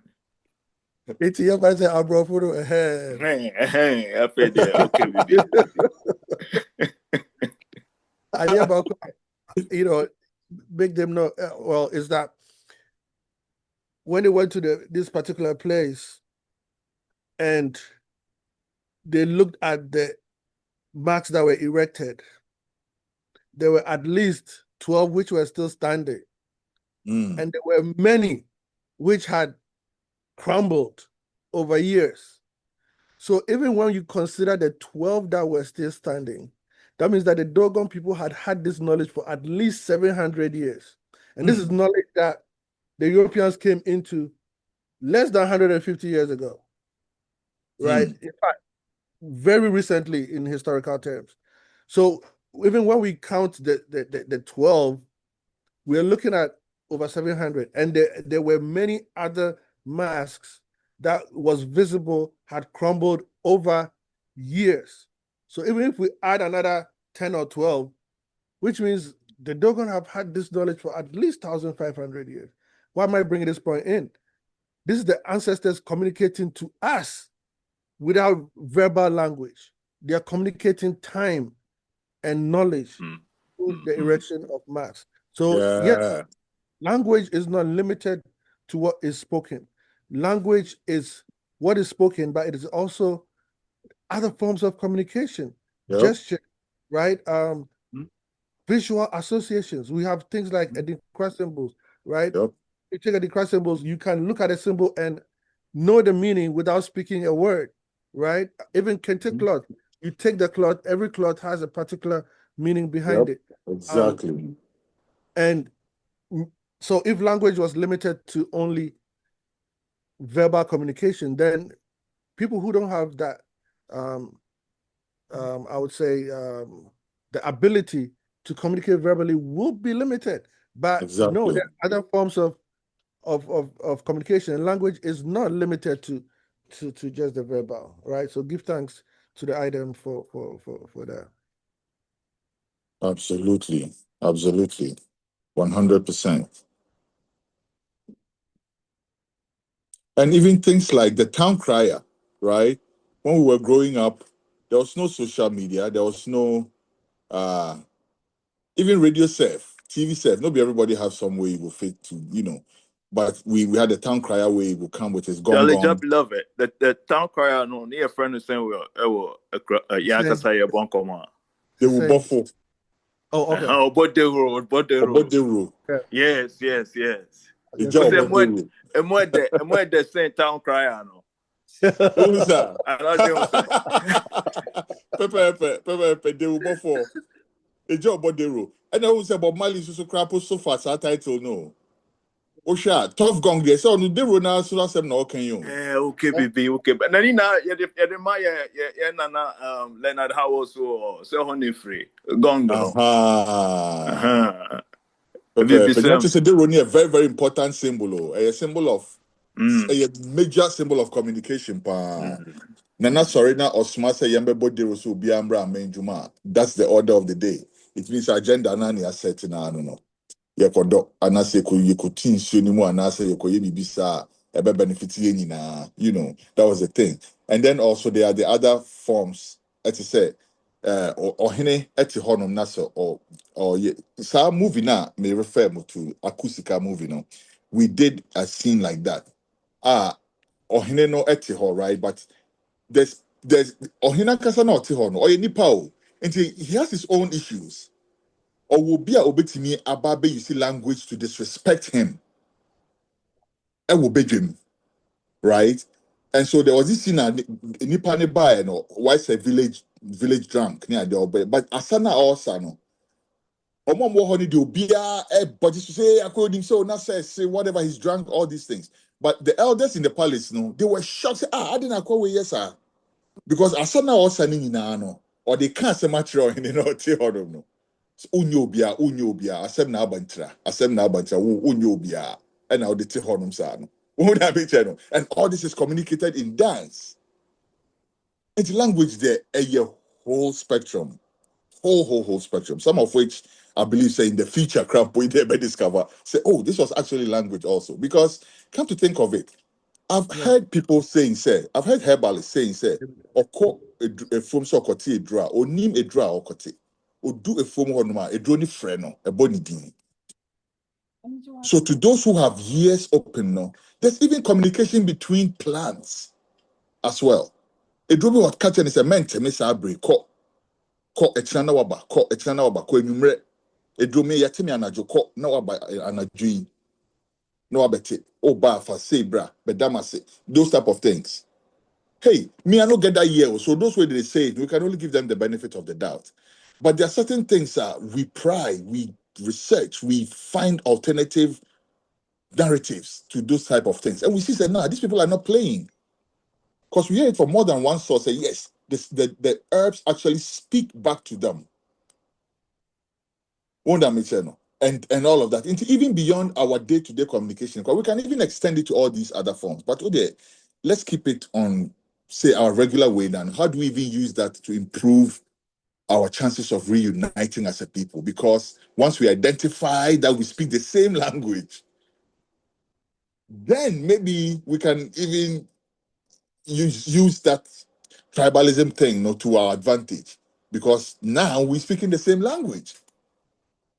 Versus we don't speak any language. I speak the slave master's language, and my brother speaks the other slave master's language. So when I get to Togo, he's not my brother anymore because we can't speak together.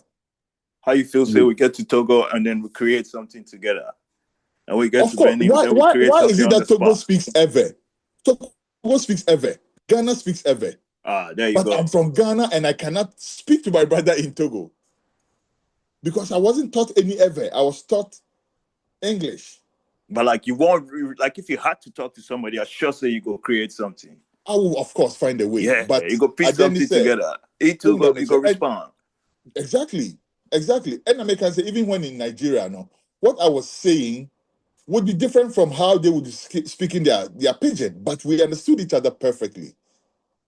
All to the point, say, if you can't speak to somebody, how do you even know to express that desire to buy?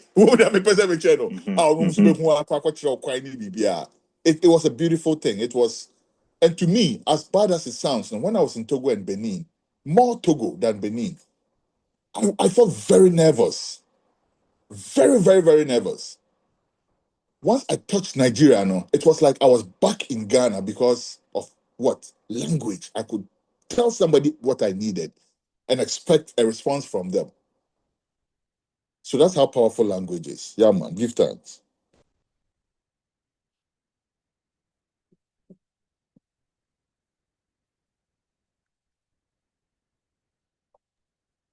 Give thanks, my Lord. I hope me to have come in small for here. Just why not? Good to hear. You know, as you dey put things across, it got me thinking in a very funny way, particularly when you mention moving eastwards, getting to Togo, then Benin neighbors, whereby now language can crush with you. Mm. Then it set me back to another funny way, say, we used to have the tree side and we the Igbe people, then we bash them, and Igbe for with those kind of funny things. So you got to a point of, then some people go they hide out. Hey, me the minya Igbeni, whilst Yeah. Igbe for Yeah. some. Yeah. And Yep. you got to some ways of you go talk say, then they go talk say, then I get people, here Togolese people.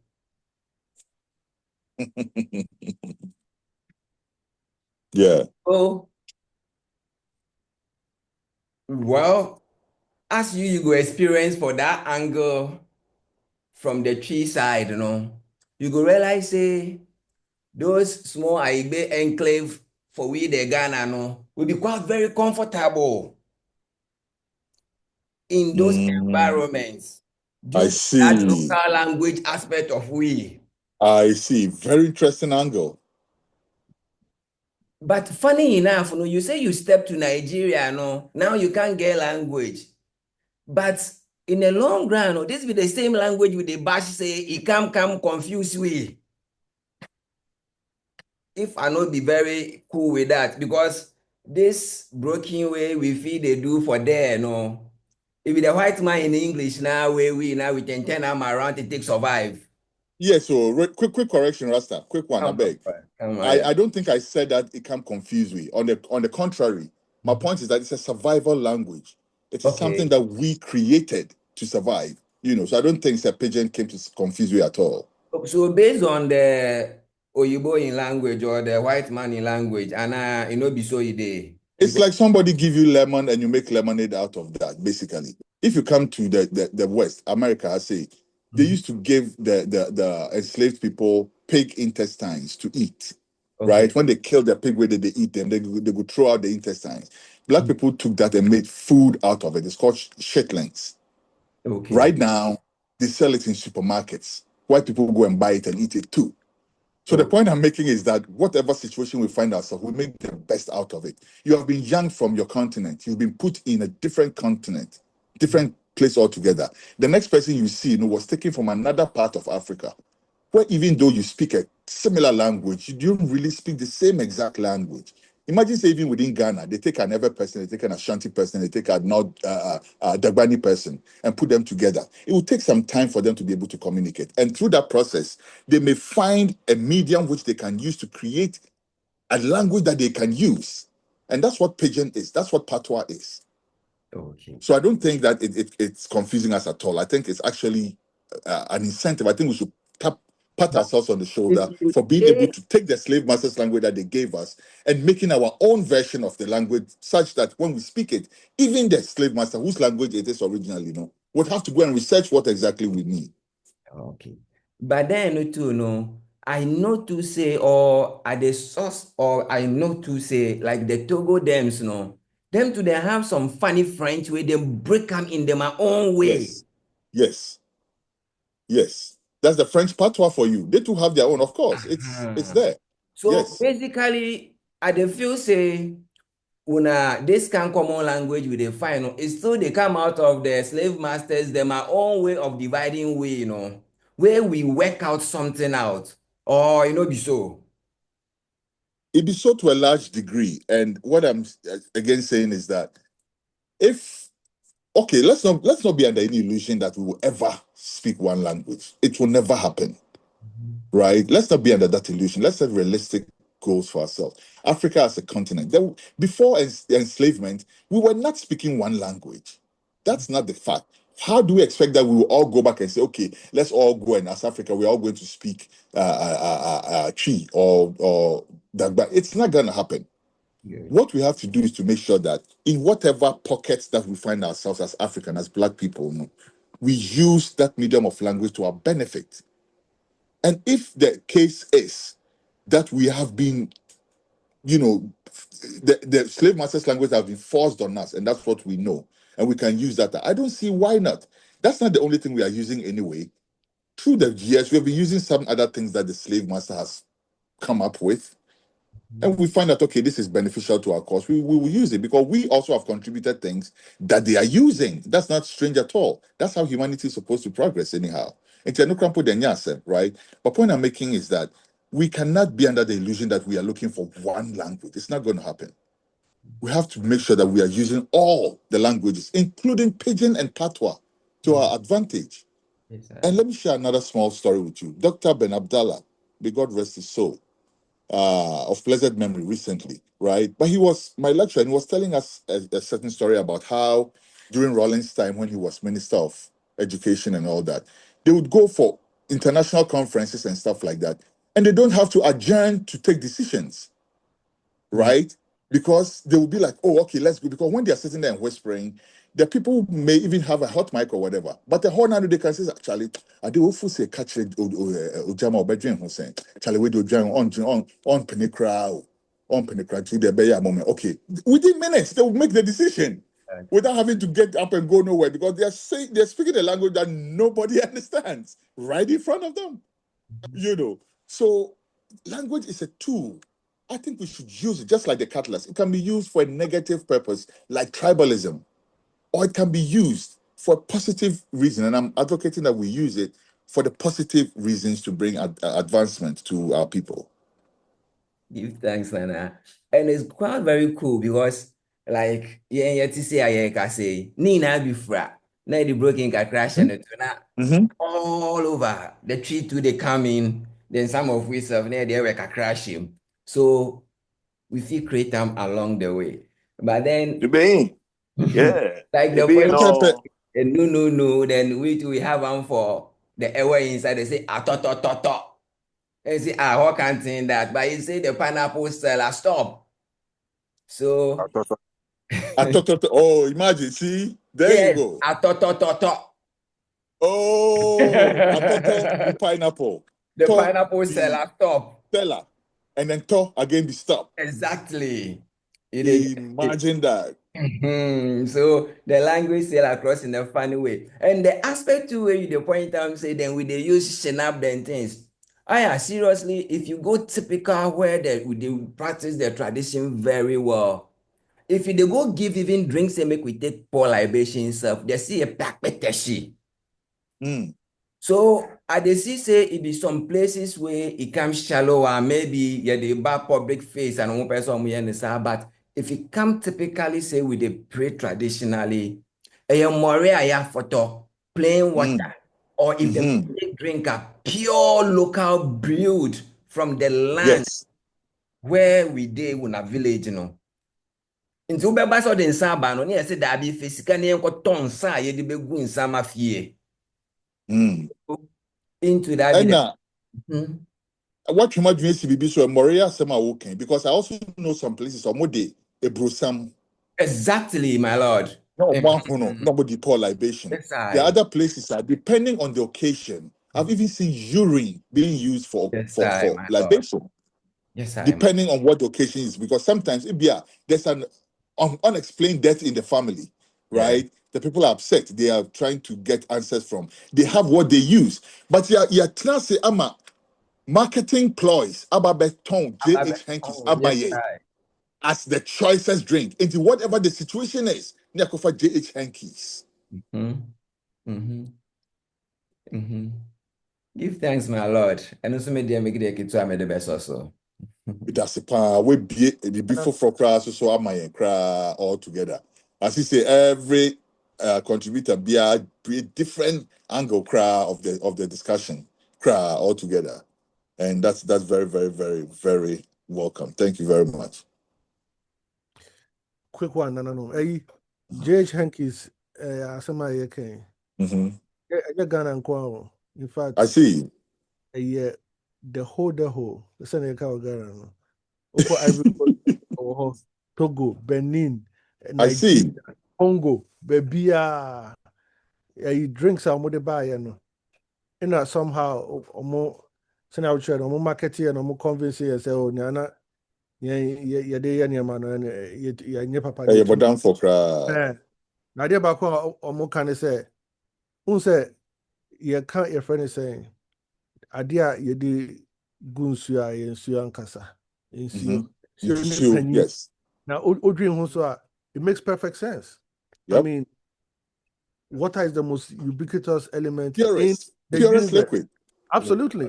Exactly. And then the people who came to tell us to use this Dutch schnapps and things, they tell us that we should use drinks that have the characteristics of water. In other words, it is clear, right? It has those. So why use the original day? So the original one day. Exactly, Rasejo. Why don't you use the original water? Yeah, why use the fake whilst the original one day there? And this is something that we need to draw our people in our mind to. Because listen, the bottom line, just imagine there's a family somewhere in the Netherlands right now. For generations, yes. They don't have. For generations, they don't have to work because the whole Africa, they use them a family brew. Basically.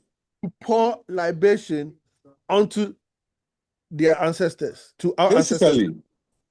So if you belong to J.H. Henkes or one of these schnapp or gin producing families, you don't need to wake up and say, I go search work, because so long as somebody go pour libation for Africa, your family go get money.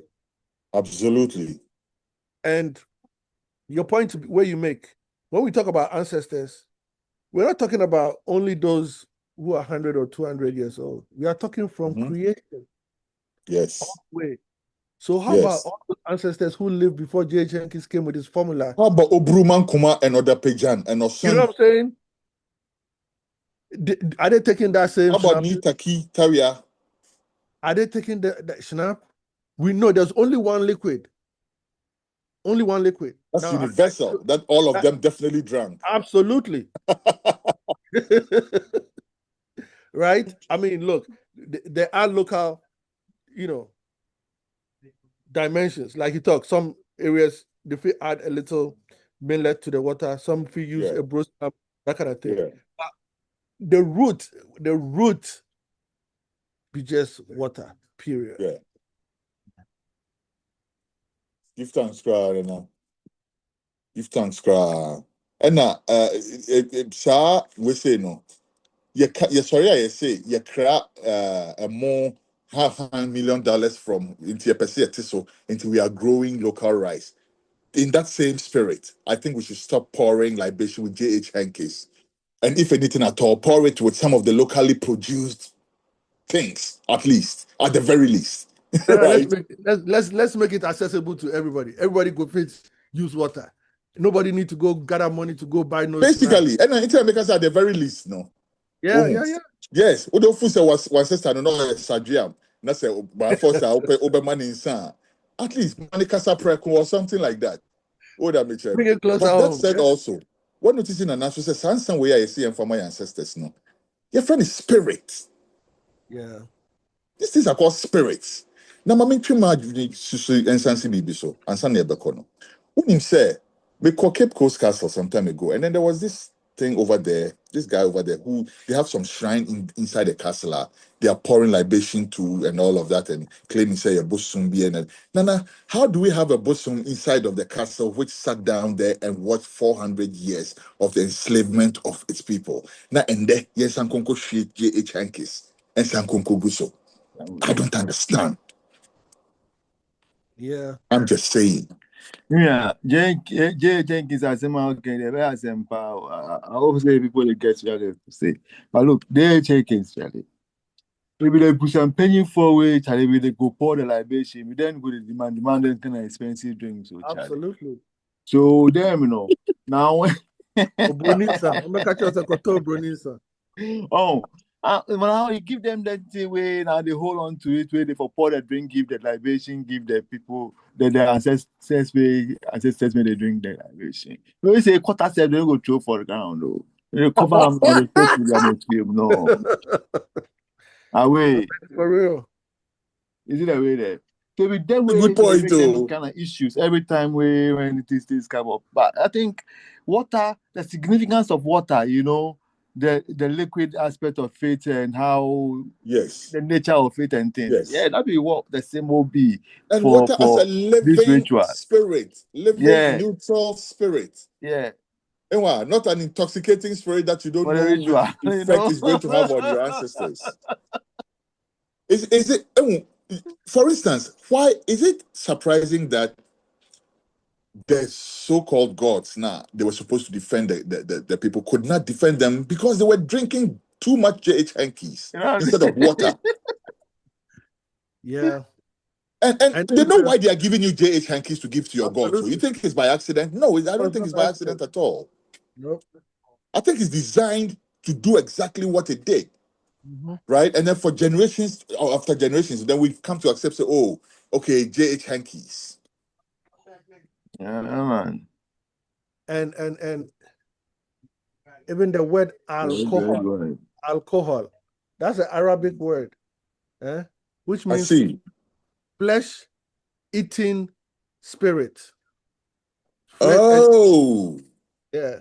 So if you look, if somebody they engage in heavy alcohol consumption, that person in flesh, you know, gets eaten. They, you know, so that'd be the thing, flesh-eating spirit. And you need to, you need to question these kind of things, you know. Yeah, but you know, I think that the other thing is, which I think is also acceptable as we talk about, you know, this is I think in some constituencies, to use that word, a kind of fermented liquid is also acceptable if it's like whatever millet or Seifu or something. Yeah, that kind of thing, but not gin or schnapps or those kind of things. That came about as a result of European arrival to Africa. And I think say these things, the government can help set it right too. Now that they have a House of Chiefs, they can just gather the chiefs and make them understand certain things from all aspects, right? Right there, from the money we spend on JH hankies all down to the actual impact that these things are having on the people. And then the chiefs will make a pronouncement or they'll change their ways. You know, person finding the partner, find them, let them go bring money, and then you go bring water and pour the libation. Not because of JH hankies, because you want to pour 3 drops on the ground and go drink the rest. That's some ancient nonsense which must stop. You know, the part where the chuck baby crab, you say, you go tell you say, oh, the old qua, per Bruninsa. And so, you know, it be the same thing when they talk about me brony, you know, and no one be you know. Empire, you know the most vexing part, ebia a year see na bibisa. Oh, okuna no okrani sem and sepapa bi a Bruninsa. No stands for the Holland wax, Papa bi cross so.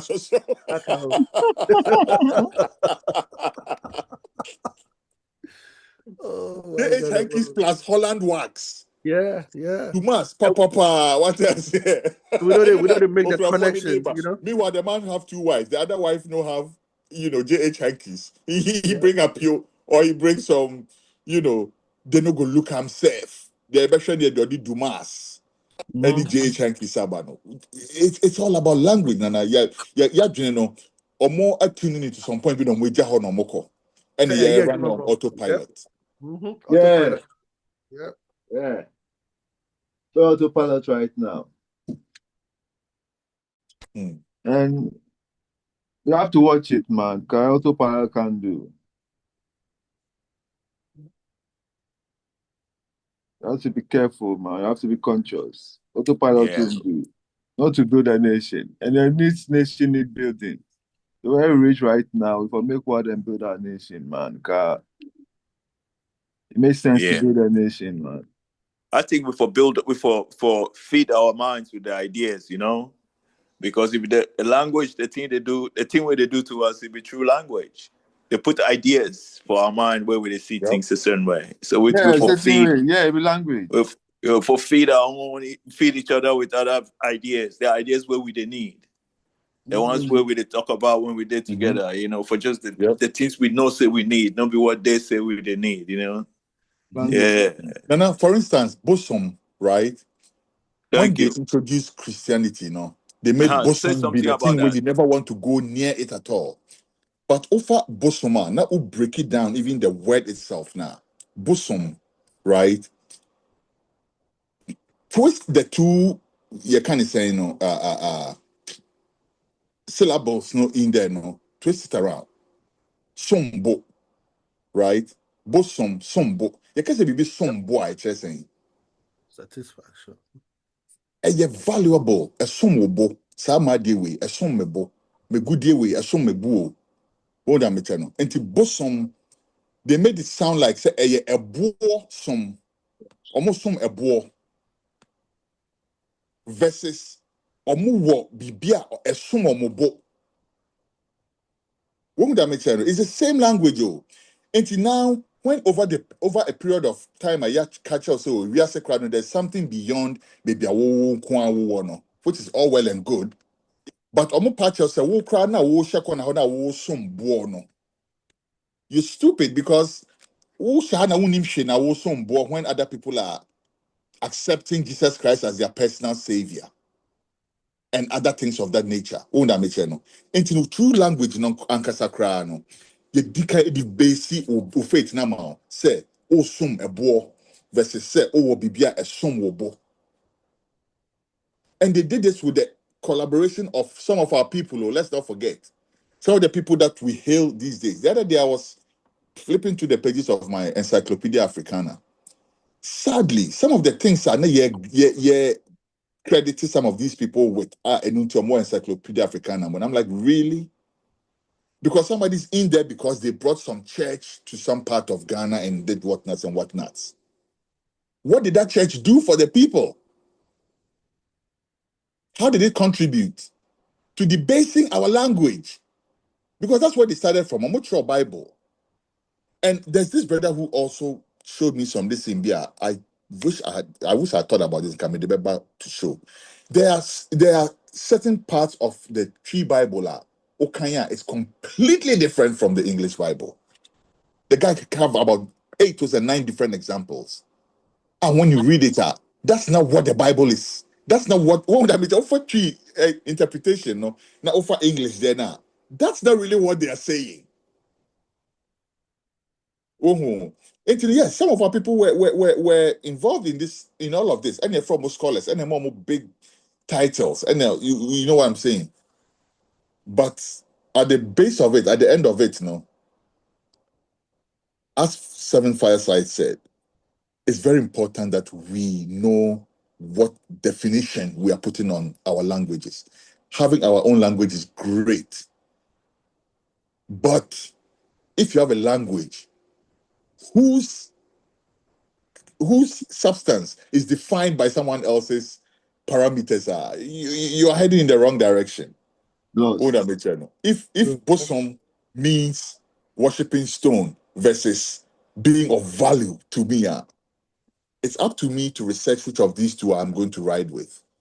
Am I going to understand bosom as something of value, or am I going to understand bosom as the worship of stones, for example? Nana, make a comment quickly. And the fact is,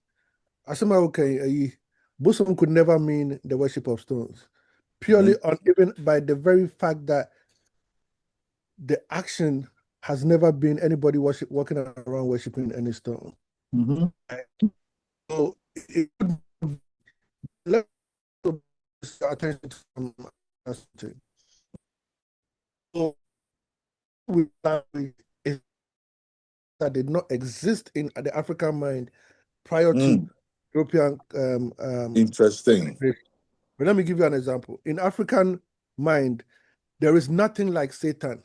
Let me explain that. There is no powerful being, even close to God, toe to toe with God, where you fight up, taking people. Like if God was got small, like in the throne. You know what I'm saying? There is nothing like that. There's absolutely nothing like that. So when the Europeans came, where did they try introduce this idea of Satan, this powerful being where it fit go toe to toe with God and all these kind of things. There was nothing African mind like that. So equivalent, yes. The equivalent. So they say, okay, is there any scary creature or any creature who acts as a trickster in your language? So in tree like this, there was a forest monster, and this forest monster is known as Sasabonsam. And Sasabonsam is not. This day, hunters speak about Sasabonsam. Absolutely. Yes. But Sasabonsam is also a great, I would say, source of herbal medicine. It teach people herbal medicine. But at the same time, it acts as a trickster. Before it go give you the medicine, trick you around. They like to play tricks on people, as we've heard. Absolutely. So they then say, okay, then if that is so, then we go use this as a bonsam in place of Satan. Lucifer. Right. So now, generations later, when you ask somebody what is the tree word for Satan, the first thing they go tell you say it be bonsam. Bonsam. Now, this not be only in within the tree. The same thing they did for when you, and I'm hoping that other people go fit also share something similar. But the same thing they did among the Yoruba.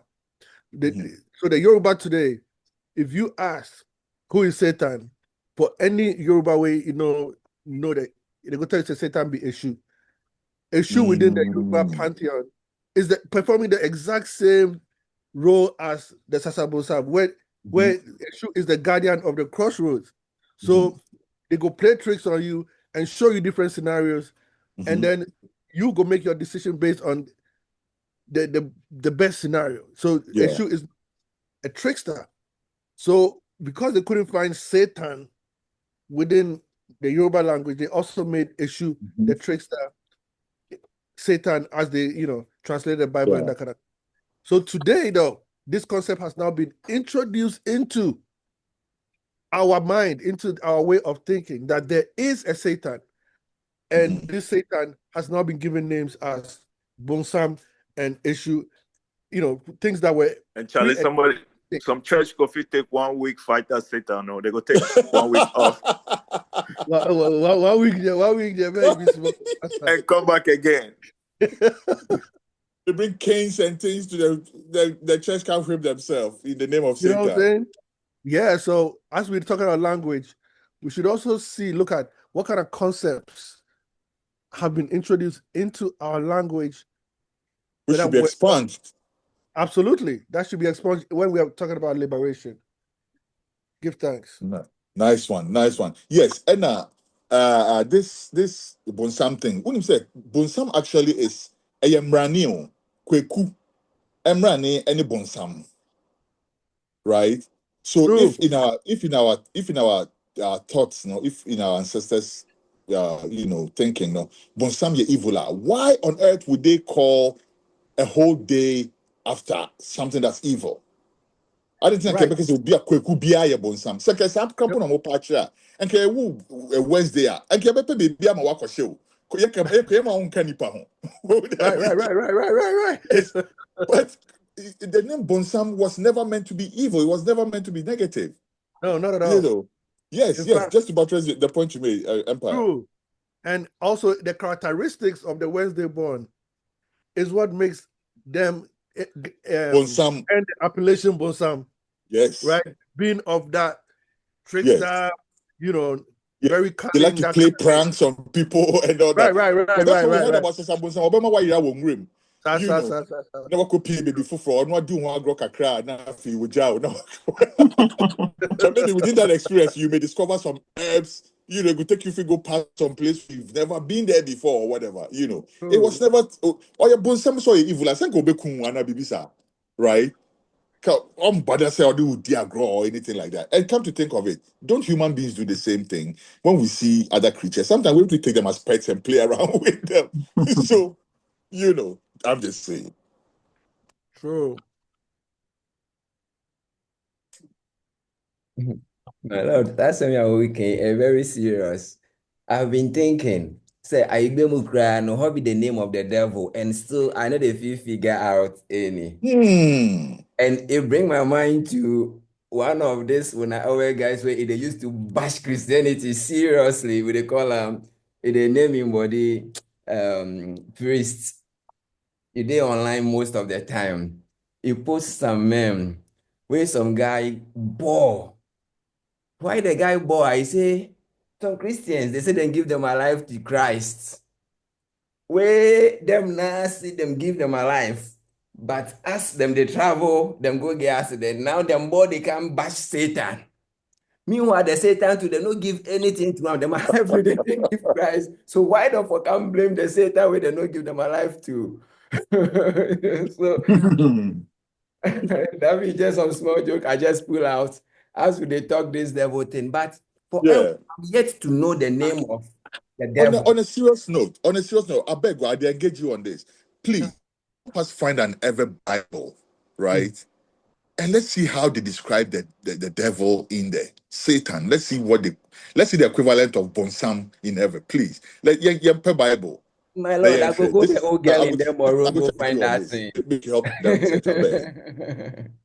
I go find out for my old girl in there because you know they play with me here where Bible. Yes, I go find that out and we go see. Yeah. Give thanks. And I think it would be good to also, extend it to all languages. Other right? languages, exactly. Yeah. Exactly. Yeah. Yep. Give thanks. Because we were the something was unique to the Akan speaking people, So if that succeeded, how did the other, dialects, how did they do it?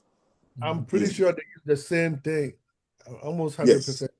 Yes. But another trick I've seen that they used in other parts of the world is that they would then substitute it for the evil one, for instance, right?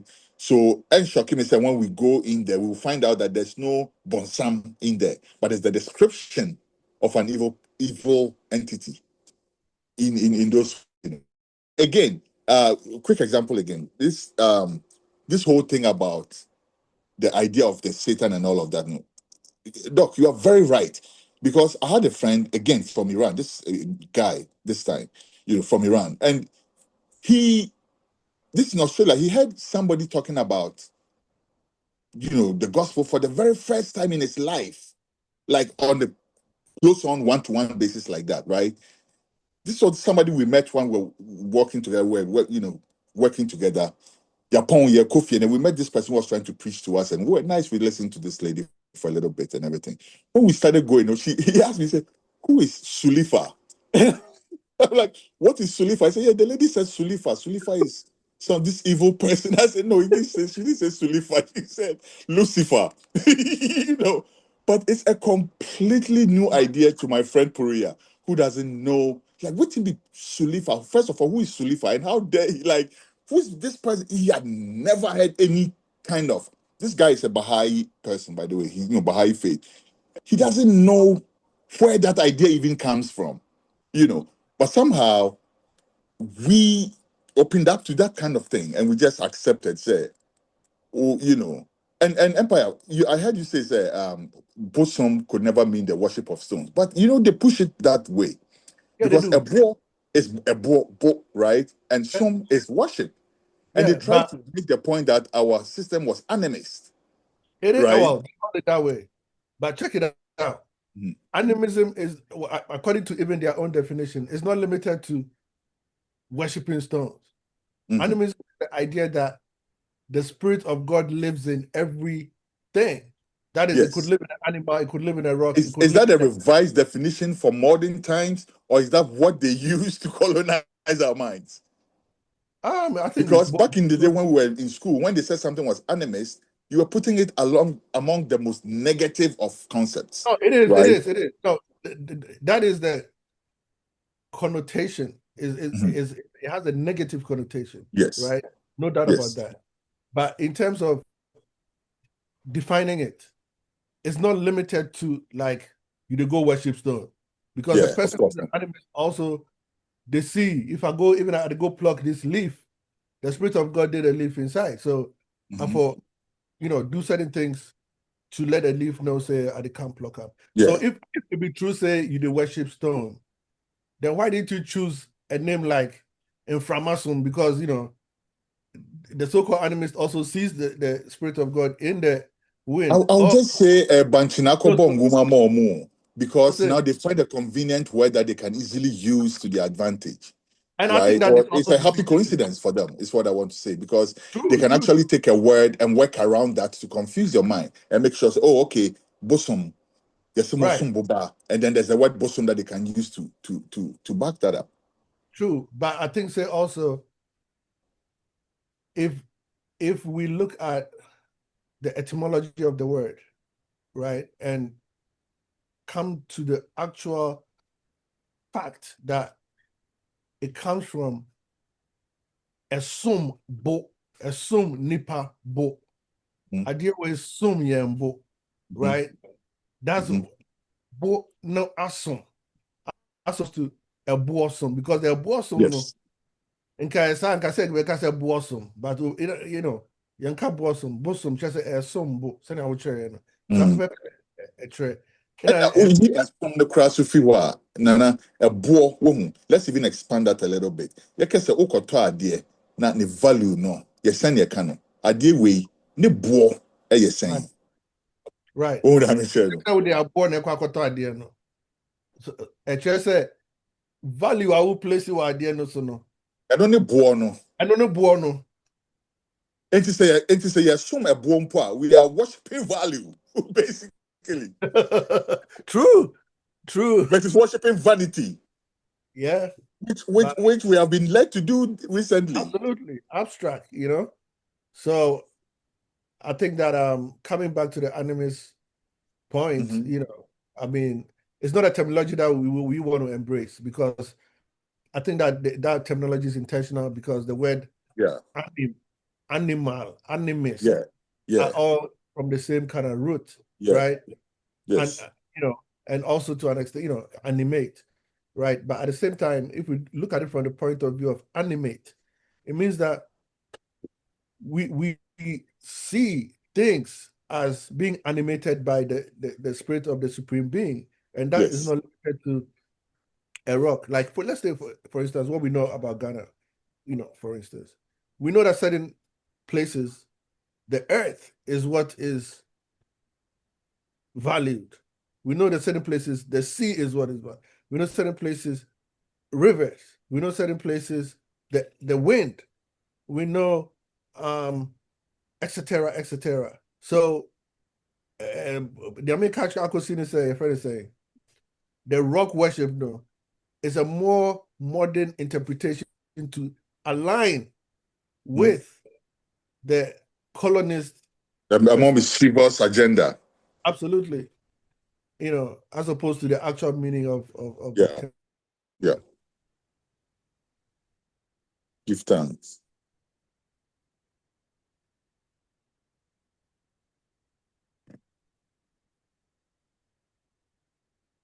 Rastafari.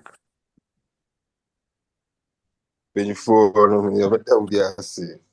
Na yɛda ase ne nkyerɛkyerɛ. We'll ask if there are no other comments. The presenter will give his final remarks. Nti na we there. Sɛ sisi a amanfoɔ aka ne yɛbɛka nyinaa mmerɛ no nso kɔ nti ka wobɛtumi abɔ ne tɔfa ma Yo, ɛnɛ yɛmmɔ ne tɔfa prɛko.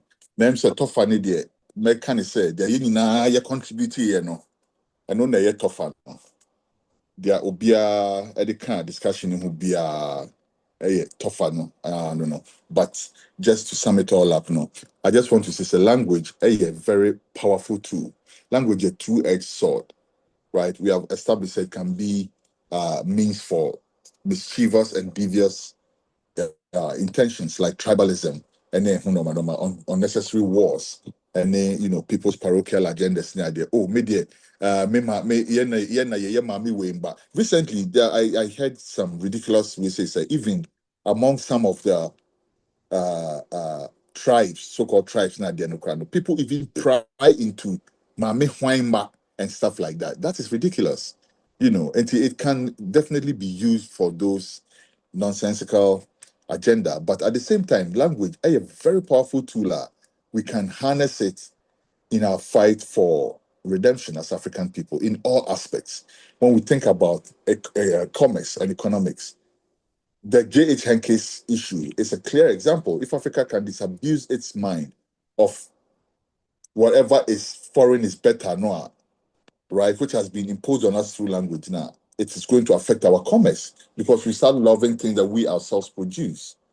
We start putting local rice over brony rice because after all, what the local rice, if you can about say, it will be considered organic and you will pay more money for that, right? So then if Yakasa yet, that's it. The other day I was watching a video and I saw some people in your friend was saying, and were brown for baby, and they had just cooked and they were eating. And I'm looking at the quality of food that these guys were eating.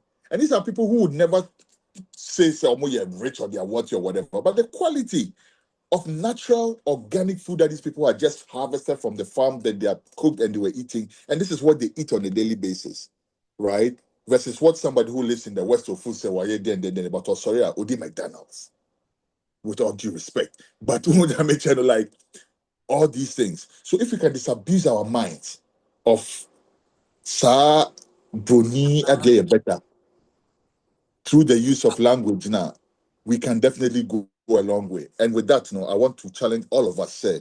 Let's start making a conscious effort to challenge the words that we are used to using. Let's look at some of those and see if they really convey the meanings that we want to put across. I want to give thanks for this opportunity to the Rastafari Council. I want to give a good commendation to my brother Ras Kofi Asante and the rest of the committee who put these things together. You guys are doing an amazing job. And yes, we do see what you're doing today, but I think that posterity will see with clearer lenses the work that people like you and Seven Fireside and everybody else on the committee, Ras, Ejo, everybody else is doing. So I want to thank you again for the opportunity to share my thoughts. Thank you very much. Thanks. Rastafari, that's it. And then we give thanks to once and all we are with me by Shemu and then Shemu. I'm saying soon be and the alpha woman so yeah the bit two and a more. See, I do be that's a never say she now.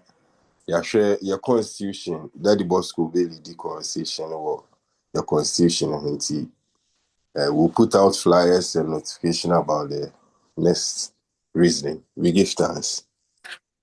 Thank you. Thank you. Rastafari. Rastafari.